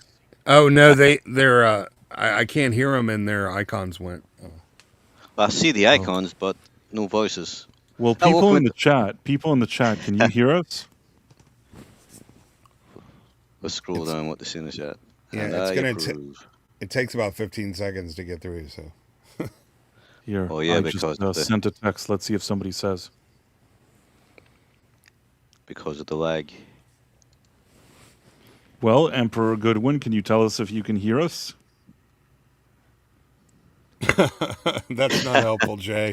Thanks, Did I man, mute? but I'm back. I think I might have muted Polly. I think you muted me. I did. Sorry, Polly. Thanks for that. I had to leave. You're the too room late. one We don't want you now. We're just about to. No, we were about to politics. hijack the show. I was asking Don't who. let Melvin take over. Whatever you do, don't let Melvin take over. I wanted to find No, we out who wanted read to the make book it a and who'd seen the political movie. show. we got to do our own little Sherlock Holmes bit, trying to figure out what the fuck happened. So Is- hang on, Istaphobos just tell me Melvin. who's seen the movie and who's read the book. Istaphobos has read the book. Yes. Melvin's read the book. Yes. Price, have you read the book? No, just saw the movie. Okay, cool. Okay. So we don't have anyone that's done both. So we can't compare the book to the film. We've just seen the people who've seen the film. We've got those, and we've got the people who've read the book. But I'm guessing it's a pretty accurate version of the book. I was on a stream with Professor Artoo, and he actually read the book and saw the movie. And he said that for the most part, a lot of it stayed true to the book. He did say that there were a few things at the end that were kind of things that seem minor, but a few things that he didn't consider them minor that were changed at the end. And he liked the book version better, but he still said he enjoyed the movie. So it didn't take away his enjoyment from the movie. He just thought that there were a few things towards the end that were handled better in the book. That's what he said. Can anyone tell me in the book, did they have a little section where they were choosing a voice? You know how? Yes. For Rock, yes. Yeah, because in the Yeah. movie, they did. Yeah. Okay. There's one thing that doesn't appear in the book. The professor told me that kind of virtual reality screen, like that's sort of like a holodeck, Yeah. that apparently didn't appear in the book. The one that they sit Right. there and watch it in that scene, or it's not like a big part of the movie, but something like that does pop up in the movie. And Professor Artoo told me that it doesn't appear in the book. Joel Yeah, Dawson it's like- for $5. Hang on, everyone. Said if you're starving and someone throws you a cracker, you think it's the best cracker you've ever eaten. True. Eddie Yeah. Murphy. It's so true. That's what's happening with this, which is not a bad thing. Like if people love this, so people are going to see it and love it. That's a good thing. And if But- young people who didn't grow up with all the '90s sci-fi and that, let them Yeah. enjoy it. It can be a bad thing though, because that's how that film got nominated for 17 Oscars. Yeah, that's how your standards get lowered. But Polly, I know for a fact there's several of the problems that they solve in the book. Like it takes chapters and multiple chapters, and in the movie it goes by very quick, which was probably a good decision. But I think the ending of the movie is more ambiguous in the film. It is not ambiguous at all in the book. So the communication scene where they're trying to talk to each other seemed to go on, but it was incredibly, virtually like magic how quickly they sorted it in one sense, even though I felt it went too long. Yeah. They should have done a time lapse or something on that with them communicating, because True. in the film it felt like it was lucky that Rocky could understand English because it seemed like only our male human was the one trying to work out what was going on. But Rocky on the seemed same very topic, though, like choosing a voice that had to be the voiceover between them. Yes. Right. That to me was strange that Rocky would have a preference of human voice that he would like to hear. He wouldn't even hear the difference, surely. Do you know what I'm Yes. saying? But he had to choose There was a bit of a that. human voice he Quite liked. strange. Yeah. He probably Like wouldn't understand what it was saying either. He wouldn't even understand the words in his own head. Yes. Well, who would you pick? And- and- imagine if he'd played him like Fran Drescher or Sylvester Rodney Stallone. Dangerfield or something. Rodney Dangerfield. That would have been I tell you who I'd amazing. go. I'd go Christopher Walken. Can I have Christopher Walken? My Christopher wife. Walken, Take my please. wife. Oh, they should have had Rocky Balboa as Rocky. That would have been hilarious. Yes. I think that would have been a step too far. No, But not Rodney Nobody Dangerfield. for that. Yeah, Rodney Dangerfield was fine. Still Yeah, not my so much. Exactly. The voice, that they went to such trouble for the design of him, and I don't know how much the book describes him, which is good. But the voice thing, and then humor and everything, like I don't know. It sometimes felt like we're really trying hard here to make a different creature, but he's going to get humor and jokes and what it is to be human very quickly. I don't know. That section, I don't think was sort of handled very well. They could have either time lapsed it or jumped ahead, or it took them longer or something. But I'm saying all this, but I still think it's a good film. Go see it, people. Go see it. But yes, that bit of the communicating with Rocky was sort of. It was lucky he could understand the human. Let's just say that. Well, I think he How was did- meant to be a superior life force, wasn't he? I think I in think the it was book superior. I think in the book it took a while for them to develop communication, but it was also a really long trip. So they Yeah. had the time, but and that was one of the things that I think took, quite a bit of time in the book. And he went into great detail how they were establishing a lexicon of shared language and a dictionary. So maybe they blew past that a little too quick in the film. In the film, he says we'll start with numbers because they're meant to be universal. So he goes and gets a clock and shows him a clock, and Rocky goes and gets his version of a clock and brings it back, and he says, "Oh, I showed him a clock, and he brought a clock back." And that's like from then on, it's about that easy to how they communicate. Like it's just. It's very much we're trying to understand him, but then once you punch it into the computer, like if he just points something and says, "What's the word for that?" Then we've got the word and it goes into the computer and we're done then. So I get we can't have like a 4-hour film on like learning how to Yeah, I speak. think it would be But more it was sort of complicated than that handled a in little, reality. It could be a little strange. dreary. Yeah, Yeah. sort of just jumped a little bit far ahead and it made it a little bit easy. But It's one of I those did like... things- Go, Melvin. You know when you hear people say something like, how do you describe the colour red to a blind person? Yes. I think it would be that complicated. I don't think it would be as easy as showing them a clock. Yeah. Yes, and it's sort of the humor and everything. It's like we're meant to be dealing with something that is just completely different, and that sort of gets skipped over a little bit, But again, it's something you can understand exploring in a book a lot easier than a film. You have to choose your moments, I suppose. But if I am going to criticise the film, that middle section, I sort of would have rather not have it at all virtually. We just go, and it took us 2 months to work out how to talk, but we're talking now. Let's just move on. So, let's not even pretend. We'll just move on. I tell you, they did a lot of puppetry work, apparently, with him. With Like- Ryan. Yeah, with Ryan. He's a massive puppet. And with Rocky, apparently. But I'm guessing, I don't know if anyone knows, he rolls around in like a glass ball thing to get around to protect him from the environment. And the CGI work on that must have been a pain in the ass. There's so much glass in this between Rocky and the audience that the effects are very impressive. I don't know. I think Professor mentioned that they tried to combine a lot of practical stuff with CGI. I don't really know, but the whole thing with Rocky and what you just described, that like glass thing that he's rolling around in, looked pretty good. Yeah, it looked amazing. I just thought that would have been a pain in the ass to actually do that effect. And it looks good. You never feel like he's not there. Maybe they did do a little puppet in a glass ball and rolled him around or something. But I did like all those bits with him. So have we done spoilers or? Well, we don't really need to spoil it, do we? Is there any bits we need to spoil? Really only Everyone here's only read it, the but ending. the crowd mightn't have. Only the ending. Yeah, we won't spoil the ending. Okay. There's one spoiler, but it would just be designed to save people pain. And here was your spoiler: Ryan Gosling's in it. I like him. I think he's. I think he works hard. I think he can pull off the silly bits, like Price. You know, when he's waking up from. See, when he was waking up at the start from being knocked out for the trip, I thought that was handled really well. Like he does a little squeal and he's getting attacked and he sort of falls off the bed and that. And I thought he's slapstick sort of body humor. I thought he handles really well. That was decent. I've said before, and I agree with Melvin, he's not especially charismatic. This role was a role that if he was too charismatic, it probably wouldn't be right for the character. Now, I don't want to spoil something, but there's things you find out later on in the movie, and I think that when you really get a grasp for who this guy was, even though from the beginning you could tell that he's sort of like a low-key kind of failure, I think that this time Ryan Gosling was actually a pretty good fit. I don't. That sounded funny. I don't. Playing a low-key failure, Ryan was a great fit. No, because the thing is, unbelievable. if this would have been Ryan Reynolds, you wouldn't have believed it because he would have been like, "Oh, what do you think this? What do you think?" He would have talked like 70 words a minute, ad-libbed another 70, and every place like dropped a joke. I don't hate that in like Deadpool, but it wouldn't have worked in this movie. And same with Chris Pratt.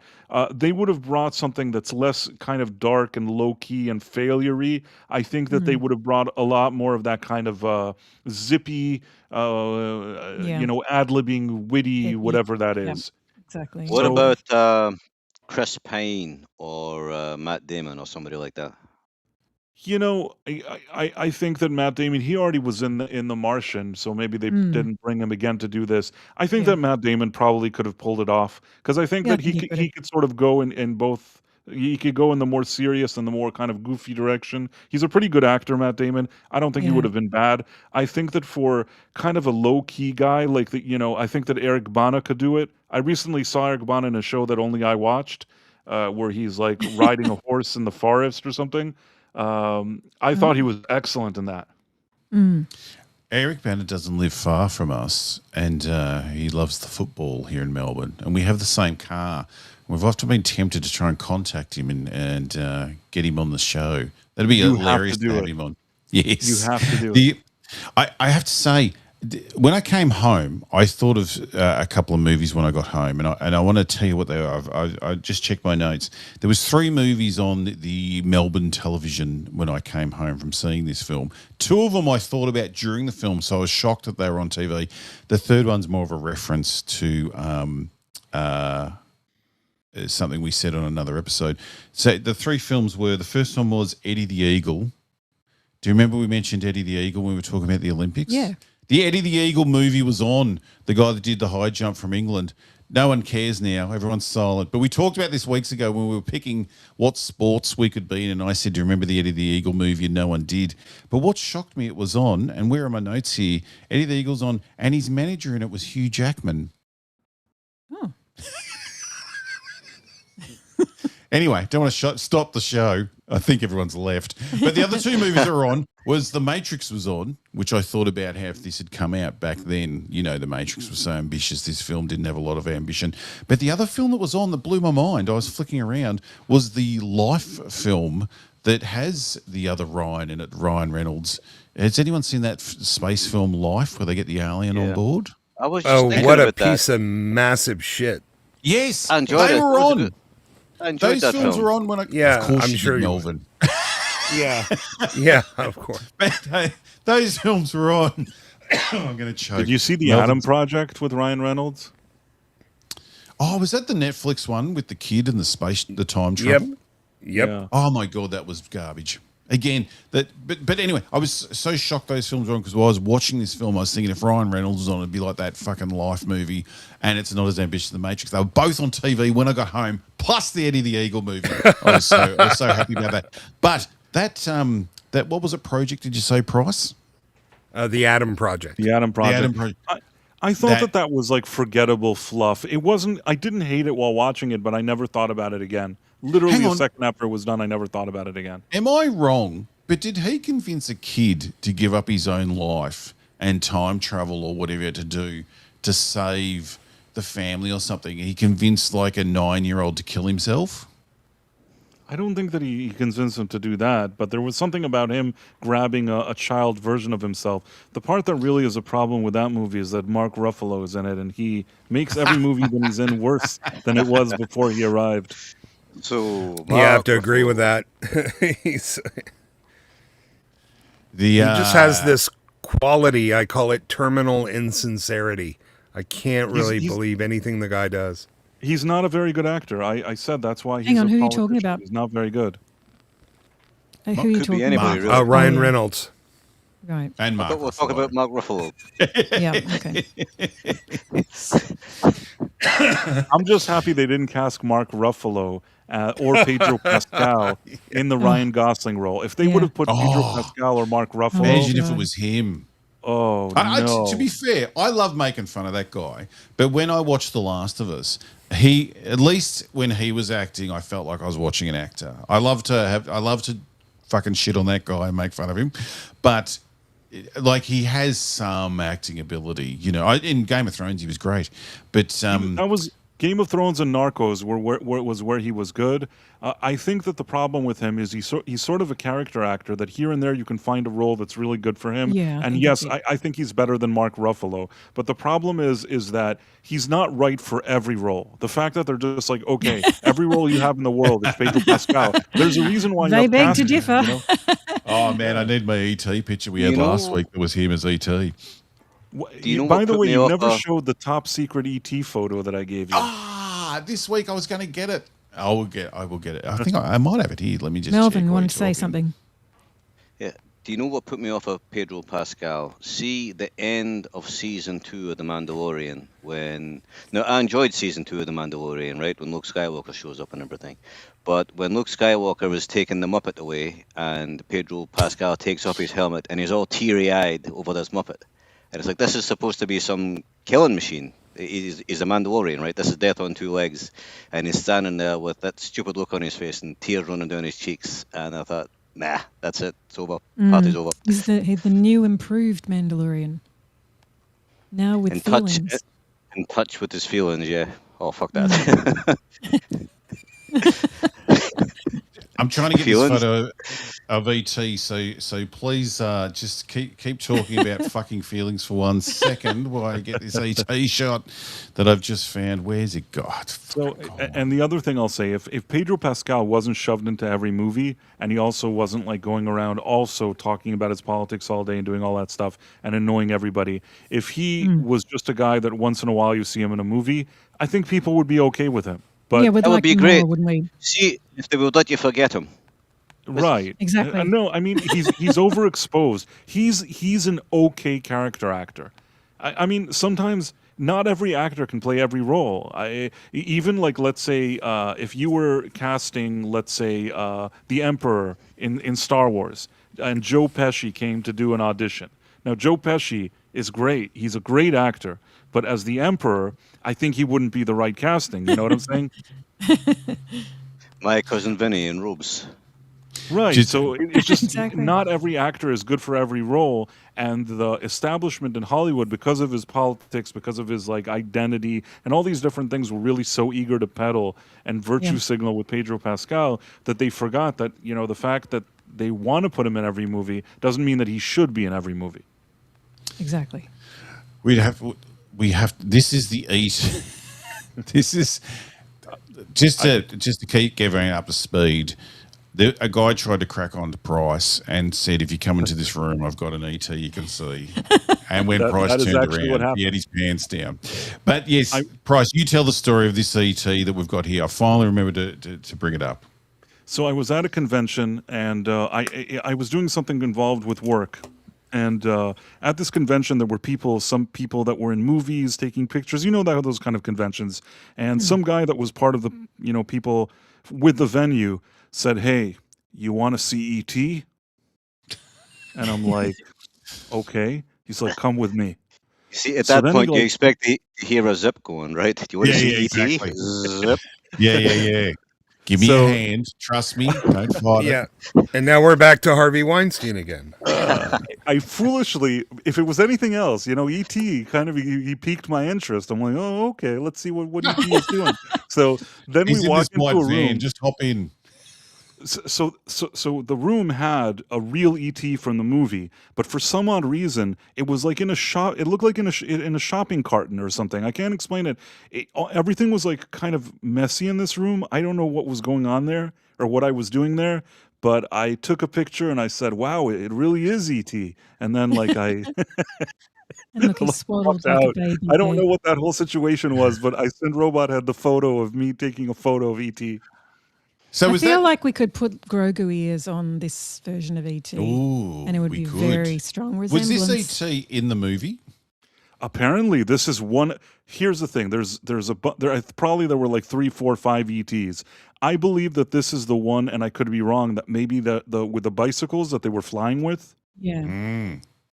I reckon, yeah, The- in the basket. He I- he looks a lot like Michael Jackson now. Like after all the face surgery. I don't know what to say. It But says big something round on that eyes little and- on the little card at the bottom. What does it say there? ET. Happy's read it from from ET. you. It's the real thing. I'm telling you. I think this was the thing on the bicycle. I don't have any other explanation for it. I don't really know. I'm trying to look at the photo. It says Genuine something from ET. Yeah, Original headpiece from ET. I Is reckon what it that's says. a real ET. Yeah. Original. There you go. Not I've- genuine. Original headpiece. I've been on the ET ride. Is it Universal Studios, the ET ride? I can't remember where it was. Yeah, I And think do so. they still have it? I love that ride. I was very young. I thought it Robot was head. magical. Can you make Emperor Goodwin a mod? Because I have to keep on clicking on things to show comments because Yeah, how do it's I- holding them back. Hang on, let's do it. Let's make him a mod. I think I can do this. No. No, I can't. Don't you hit those 3 little buttons, those 3 little dots? Time out. yeah, Oh, here we go. Add as administrator. You can also turn off your chat moderation, but we tried that and it didn't seem to work. Yes, I've tried to make it so people can say whatever they want because I don't care what you say in there unless it's, well, there's probably a couple of things we don't want you to say in there, but there's not many. There's comments coming up and they're like completely innocent, and then it's like I've got to click yes so they can be seen. I think he's a moderator now. I think he'll be fine. Oh yeah, there he is. He's blowing out.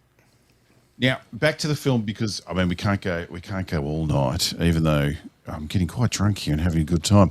The Project Harmony, I did like his boss, the red-headed lady that ended up singing a song.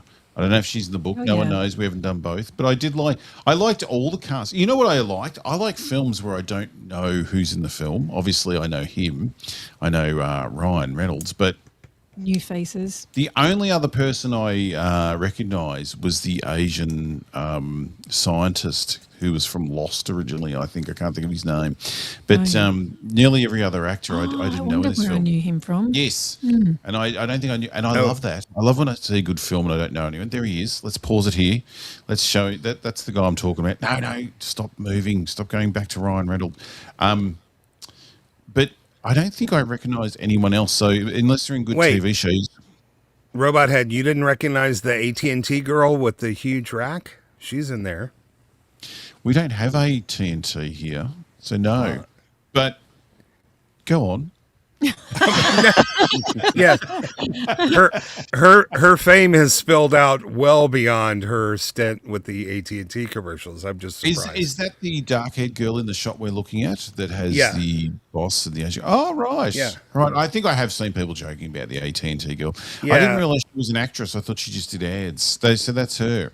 Yeah, she has an unusual name. It's like Milnia Verana or something. I don't know. Now, I Stop did like the pretending boss. you don't know. Stop No, pretending. I really you don't. know. I'm looking it up now. I just Google AT&T girl big boobs.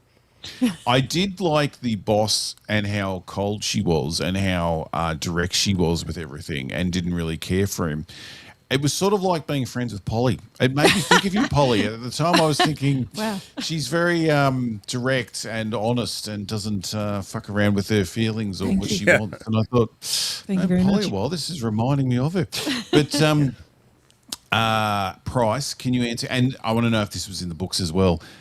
When he wakes up in the ship, we're not giving too much away. That happens in the first 5 minutes of the film, or the first 30 seconds virtually, and he seems to know his way around. But then towards the end of the film, it looks like, I'm trying not to give too much away, but when he's put on the ship, it looks like he shouldn't know his way around the ship. He seemed very calm about. He wasn't calm, but he seemed to know a lot more than he should have when he woke I up. didn't really have a sense of how much training he'd had before he was, Well, he didn't put into really a have coma. training. What do you think, Price? Do you understand what I'm saying? Like about how well he knew his way around the ship when he woke up, and that didn't really make sense when we got more information later in the film. I think I know what you mean because he's on one hand he doesn't remember what's going on. On the other No. hand, he's pretty.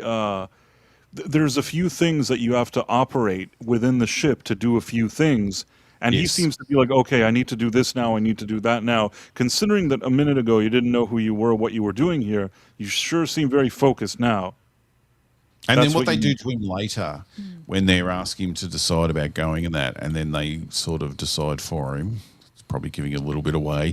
It's sort of they make it seem like he's knocked out until we see him again, but he's pretty good on the ship. Like Right. again, I know we're making a film, but we're discussing the bits that worked, didn't work. I was a bit surprised when we learnt more about his journey beforehand that he knew his way around the ship and he knew his way very well around the ship. He sort of knew how to run the ship on his own virtually. I guess it was a bit It of a is stretch. it is strange. It's stuff that's occurred to Yeah. me that we learned like what you said that there were things that changed, circumstances that were one way and then they changed early on. And yeah, all things considered, between that and his memory loss, he seemed more savvy with the equipment and with everything going on there than you'd think he would. But I kind of listen.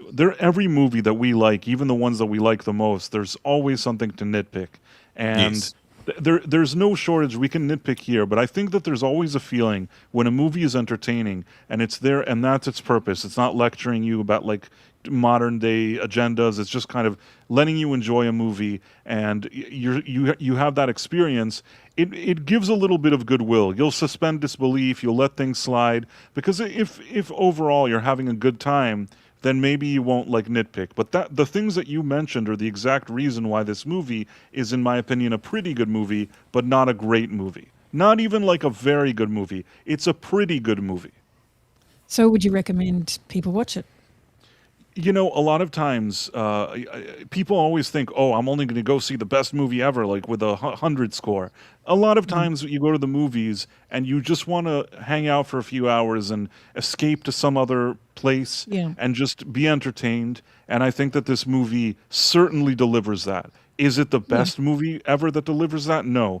Does it deliver it? Yes. And if you want like to sit in a theater for a few hours and watch a movie that's pleasant and entertaining and not offensive, it's not attacking you or doing all this weird stuff, this movie provides that experience, in my opinion. I agree with that. What about Esther? You said you're going to see it. Melvin, will you go see it? Probably not. I'll watch it when it's free. I'll watch it when There's it's no- free. I do Well, have a question. I'm not the hugest fan of Ryan Gosling, and I've read the book, so I know what happens. It's Yes. so it's not high on my list.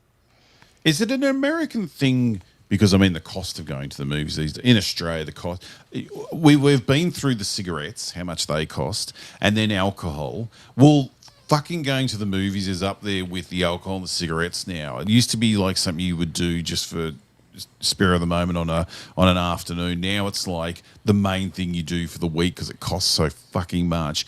But I do see a lot, and I don't know if this is just Twitter looking for attention, but I do see so many people, and I want to know if it's an American thing, saying they're going to go see it again, like saw it last night, second viewing tonight, or That's strange. second viewing in 3 days. I don't get what anyone would get out of this. There's hardly any films I would go back to the pictures to see twice. I might see it again once it starts streaming, but even then, I'll give it a few months. But there seems to be a lot of people online that want to say how many times they're going to see it within the first week. Is that an American thing, or is it just a wanker thing with wankers online?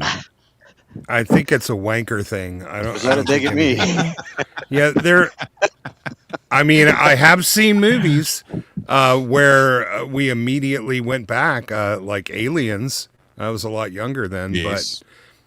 but no, I don't think it's typical. And yeah, I guess if you go like on a Tuesday afternoon when they have the cheapest prices, you go to the Tight cheapest ass theater. Tuesday, we call it in Australia. Yeah, you can get out for under $20, but if you're a normal grown adult and you're taking either a kid or another adult to the movie, it's gonna run, $40-$60 easy, and that's without doing a whole lot of extra. So it's not really cheap here either. So And what do you price- mean by a normal grown adult? So you're saying like if somebody was like 4'1" or something, then it wouldn't be the same. I get a right. discount. No, I mean you're not smuggling in jujubes in your cargo pants, and Everyone's bringing gonna do in that. bringing in an old cup and asking for a free refill, even though it was from the movie 2 weeks ago. I'm saying Experience. if you just get small refreshments, I mean those are exorbitant now. It's like $20 to get a tiny soda and a thing of candy or a size of an Altoids tin full of popcorn. I mean, it's ridiculous. And you know So, something else? See the popcorn in the cinema in the UK. It's fucking horrible. yeah, it's not that great the here popcorn too. here is pretty good. I do like the hot popcorn at the movies. Yeah. But Price, is this the sort of, like you were saying, it's a good film and it's, everything's done well, and that, is it the sort of film you'd want to see again within a couple of days? Like, it's not short and it's sort of just fulfills you for that experience. But I don't know why anyone would rush back to see this film twice in the Well, cinemas. I wouldn't say that I'd rush back to see it, but maybe years down the road I'll revisit it, but it's not something that I'd want to watch tomorrow again. I definitely want to be there when there's a cocktail party and Ryan Reynolds is there and you're there. It's Ryan Gosling. I've said Ryan Reynolds probably like 50 times. Ryan Gosling is there, so you can explain to him just what he could have done differently in this film and how it's not as good as everyone keeps telling him. I think he did a pretty good job, to be fair. Yes, I think he did. But Melvin doesn't. But Melvin hates him. But But Melvin, Melvin hates hasn't seen lots of it. things. Hang on, Melvin Yeah, hasn't seen it. I've not seen it. Melvin, you haven't Why? seen it though, hey? No, he's misspelled my good No. name. He made watching the Barbie film not so painful. I loved Ken in the Barbie film. He did a good job with that. Yeah, And that he was- was easily the best thing about that movie. He made the Like, movie. yeah, I think. Yeah. Now we must finish up because normally the show's lucky to get to 2 hours, and we're at like 2 hours and 40 minutes. And first I want to thank everyone for being here. Seeing we are 25 hours late and 6 minutes from when we were meant to be live. And Istaphobos, you were lovely. You said you could be here anytime to try and help me make up for this show. Polly, you said fuck off. I might never come back because you give me the shit. So. That was lovely. Melvin, we got out of bed to be here. Price came back from his dinner where he was definitely upsetting someone. He won't realise till he's in bed tonight Thank you, Price. that he shouldn't have said that to them. Geez, you chew with a really open mouth, don't you? He said during dinner to someone, and we know he was sneaking out the side entrance to go on a date with Leslie Edlund. I can picture him at that party, and he looks at Kristen Stewart and he goes, Billy Idol, I love your work. I have to be out with Price at some stage having a drink, and I'll be so annoyed if we don't run into a celebrity because I want to experience it firsthand. Someone says they've got a Divinals question Oh, that you didn't answer.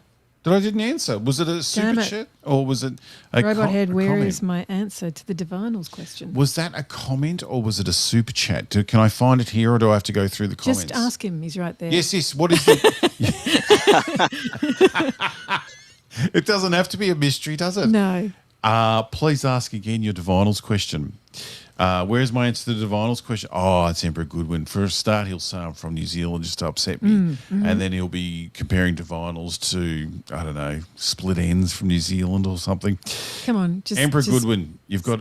Yeah, say it again. Yes, you've got to ask us again before we take off from being here. And I can only do so much day drinking in one go. I don't mind the weekend stream. It's not bad. But I do want to figure out how to get Melvin and Price to have more fights, though. I did enjoy that part. I shouldn't bring it up again. should I? It's fine. You know, I get triggered about some things, but we can still be friends. I'm no... That's what this show is all about. It is all about that. It was a comment from last week's episode in the comments section. good. What was it, Tell though? us, please. Fuckers. Emperor Goodwin, Just say don't it. toy with us. Just tell us what He's it was. taunting us now. Did I think the Divinals made it overseas? They had the song "I Touch Yeah. Myself" and it was used in the Austin Powers movie. Yep, it was. As a young man, is that? Do you guys all know Divinals from that song? "I Touch Myself." Yeah, I know that song. Yeah. I think Growing you up in Australia. imagined that while you were touching yourself. Yes, growing up in Australia as a young boy, Chrissy Amphlett, who was the lead singer, who sadly died a few years ago. She was every young boy loved her because she wore the school. Man, are you allowed to like the school outfit these days? Well, or it does was that a make you grown a woman. sicko? It was a grown woman wearing it, so it's okay. Yeah, but when I was growing up, the school outfit was everyone's fantasy for a grown woman to wear. Not, It was a not grown woman, so she's not okay. a student. Even when you were at school? Yeah, yes, but she wore the school outfit with the suspenders on. No, it on was her stage. attitude. She was amazing. Yes, she was very. She scared a lot of men. A lot of men would be there. Icehouse Rocks, someone says. I touch myself. Well done. Yeah. Thanks for sharing. And Emperor Goodwin's not going to tell us what he said last week. So you're going to have to wait till next week, Emperor Goodwin, if you're going to ask us the Divinals question. Maybe Is he it's still something here? about. Is he gone? Well, Is he was a minute ago. He just told us when no, the there he is, question there was he is, from, there he but is. he didn't repeat the question. Repeat the question. Let's be very clear. It's, Repeat it. hang on. It's there. there Can he you see is. it? Here we go. He says, Robothead, when are you singing the classic Divinals song, I Touch Myself in the Shower? I thought we talked about this. Who was it exactly that you were thinking about when you touch yourself? I've I heard think it rumours would it's- be Chrissy Amphlett. He says it's Margaret. I think it was Margaret Thatcher, of all people. Thatcher. He added it here. It was Margaret Thatcher. No one's doing that. But I do believe, given a questionable Aussie heritage, yes, I don't believe anyone, even Margaret Thatcher's husband, I don't think would have been having those thoughts. What a scary woman. But yes, usually in the shower, I'm thinking about myself. And trying to clean the dirty, sorrowful, bad thoughts I have away, trying to become human again. Well, with my that's robot quite head. strange. If you're touching yourself and you're thinking about somebody else, technically that's cheating. Maybe. I don't know. Well, we're all sinners here, I imagine. I know We won't mention something. Price and Leslie Headland. I know something me and Price can argue about. No. Something Yeah, we what is disagree it? on all the time. Haley Atwell. Yeah, I you don't like her, but I think she's okay. I think that she's can't like be a serious, Melvin. Volkswagen with a face. Well, next week we will discuss that further because we should let everyone go. It's 3 hours is way too long to be doing a stream for. No one should be. Someone says nope. Eric Banner. Is that who they're thinking about in the shower? Maybe. I think about his car a lot. He's got a very nice Ford, Eric Banner. I have to thank everyone for being here. Thank you for being here at 25 hours late. I started this a few minutes ago, didn't I, to the comment section. Thank you, everyone, for their lovely super chats. That is amazing. And the members. We have to do some members content. Wonder if I can get any of these lovely people to join me to do some members content where we can go back through some of the crap we've watched in the last few years. But thank you, Istaphobos. Thank you, Melvin, for causing trouble. Thank you, Price, for that wonderful story that I loved. Polly, thank you for leaving and coming back. Yeah, it's okay. The way you sort of gave me the finger when you left and said, fuck off under your breath, and then all of a sudden you were back. I was surprised, but thank you. And remember to send us your emails, send us your problems we can read out, or comment under this video and we will read it out next week. Don't be abusive. Thank you, everyone. And I need another drink, so good luck. Come back. And next week, bring your mates, please.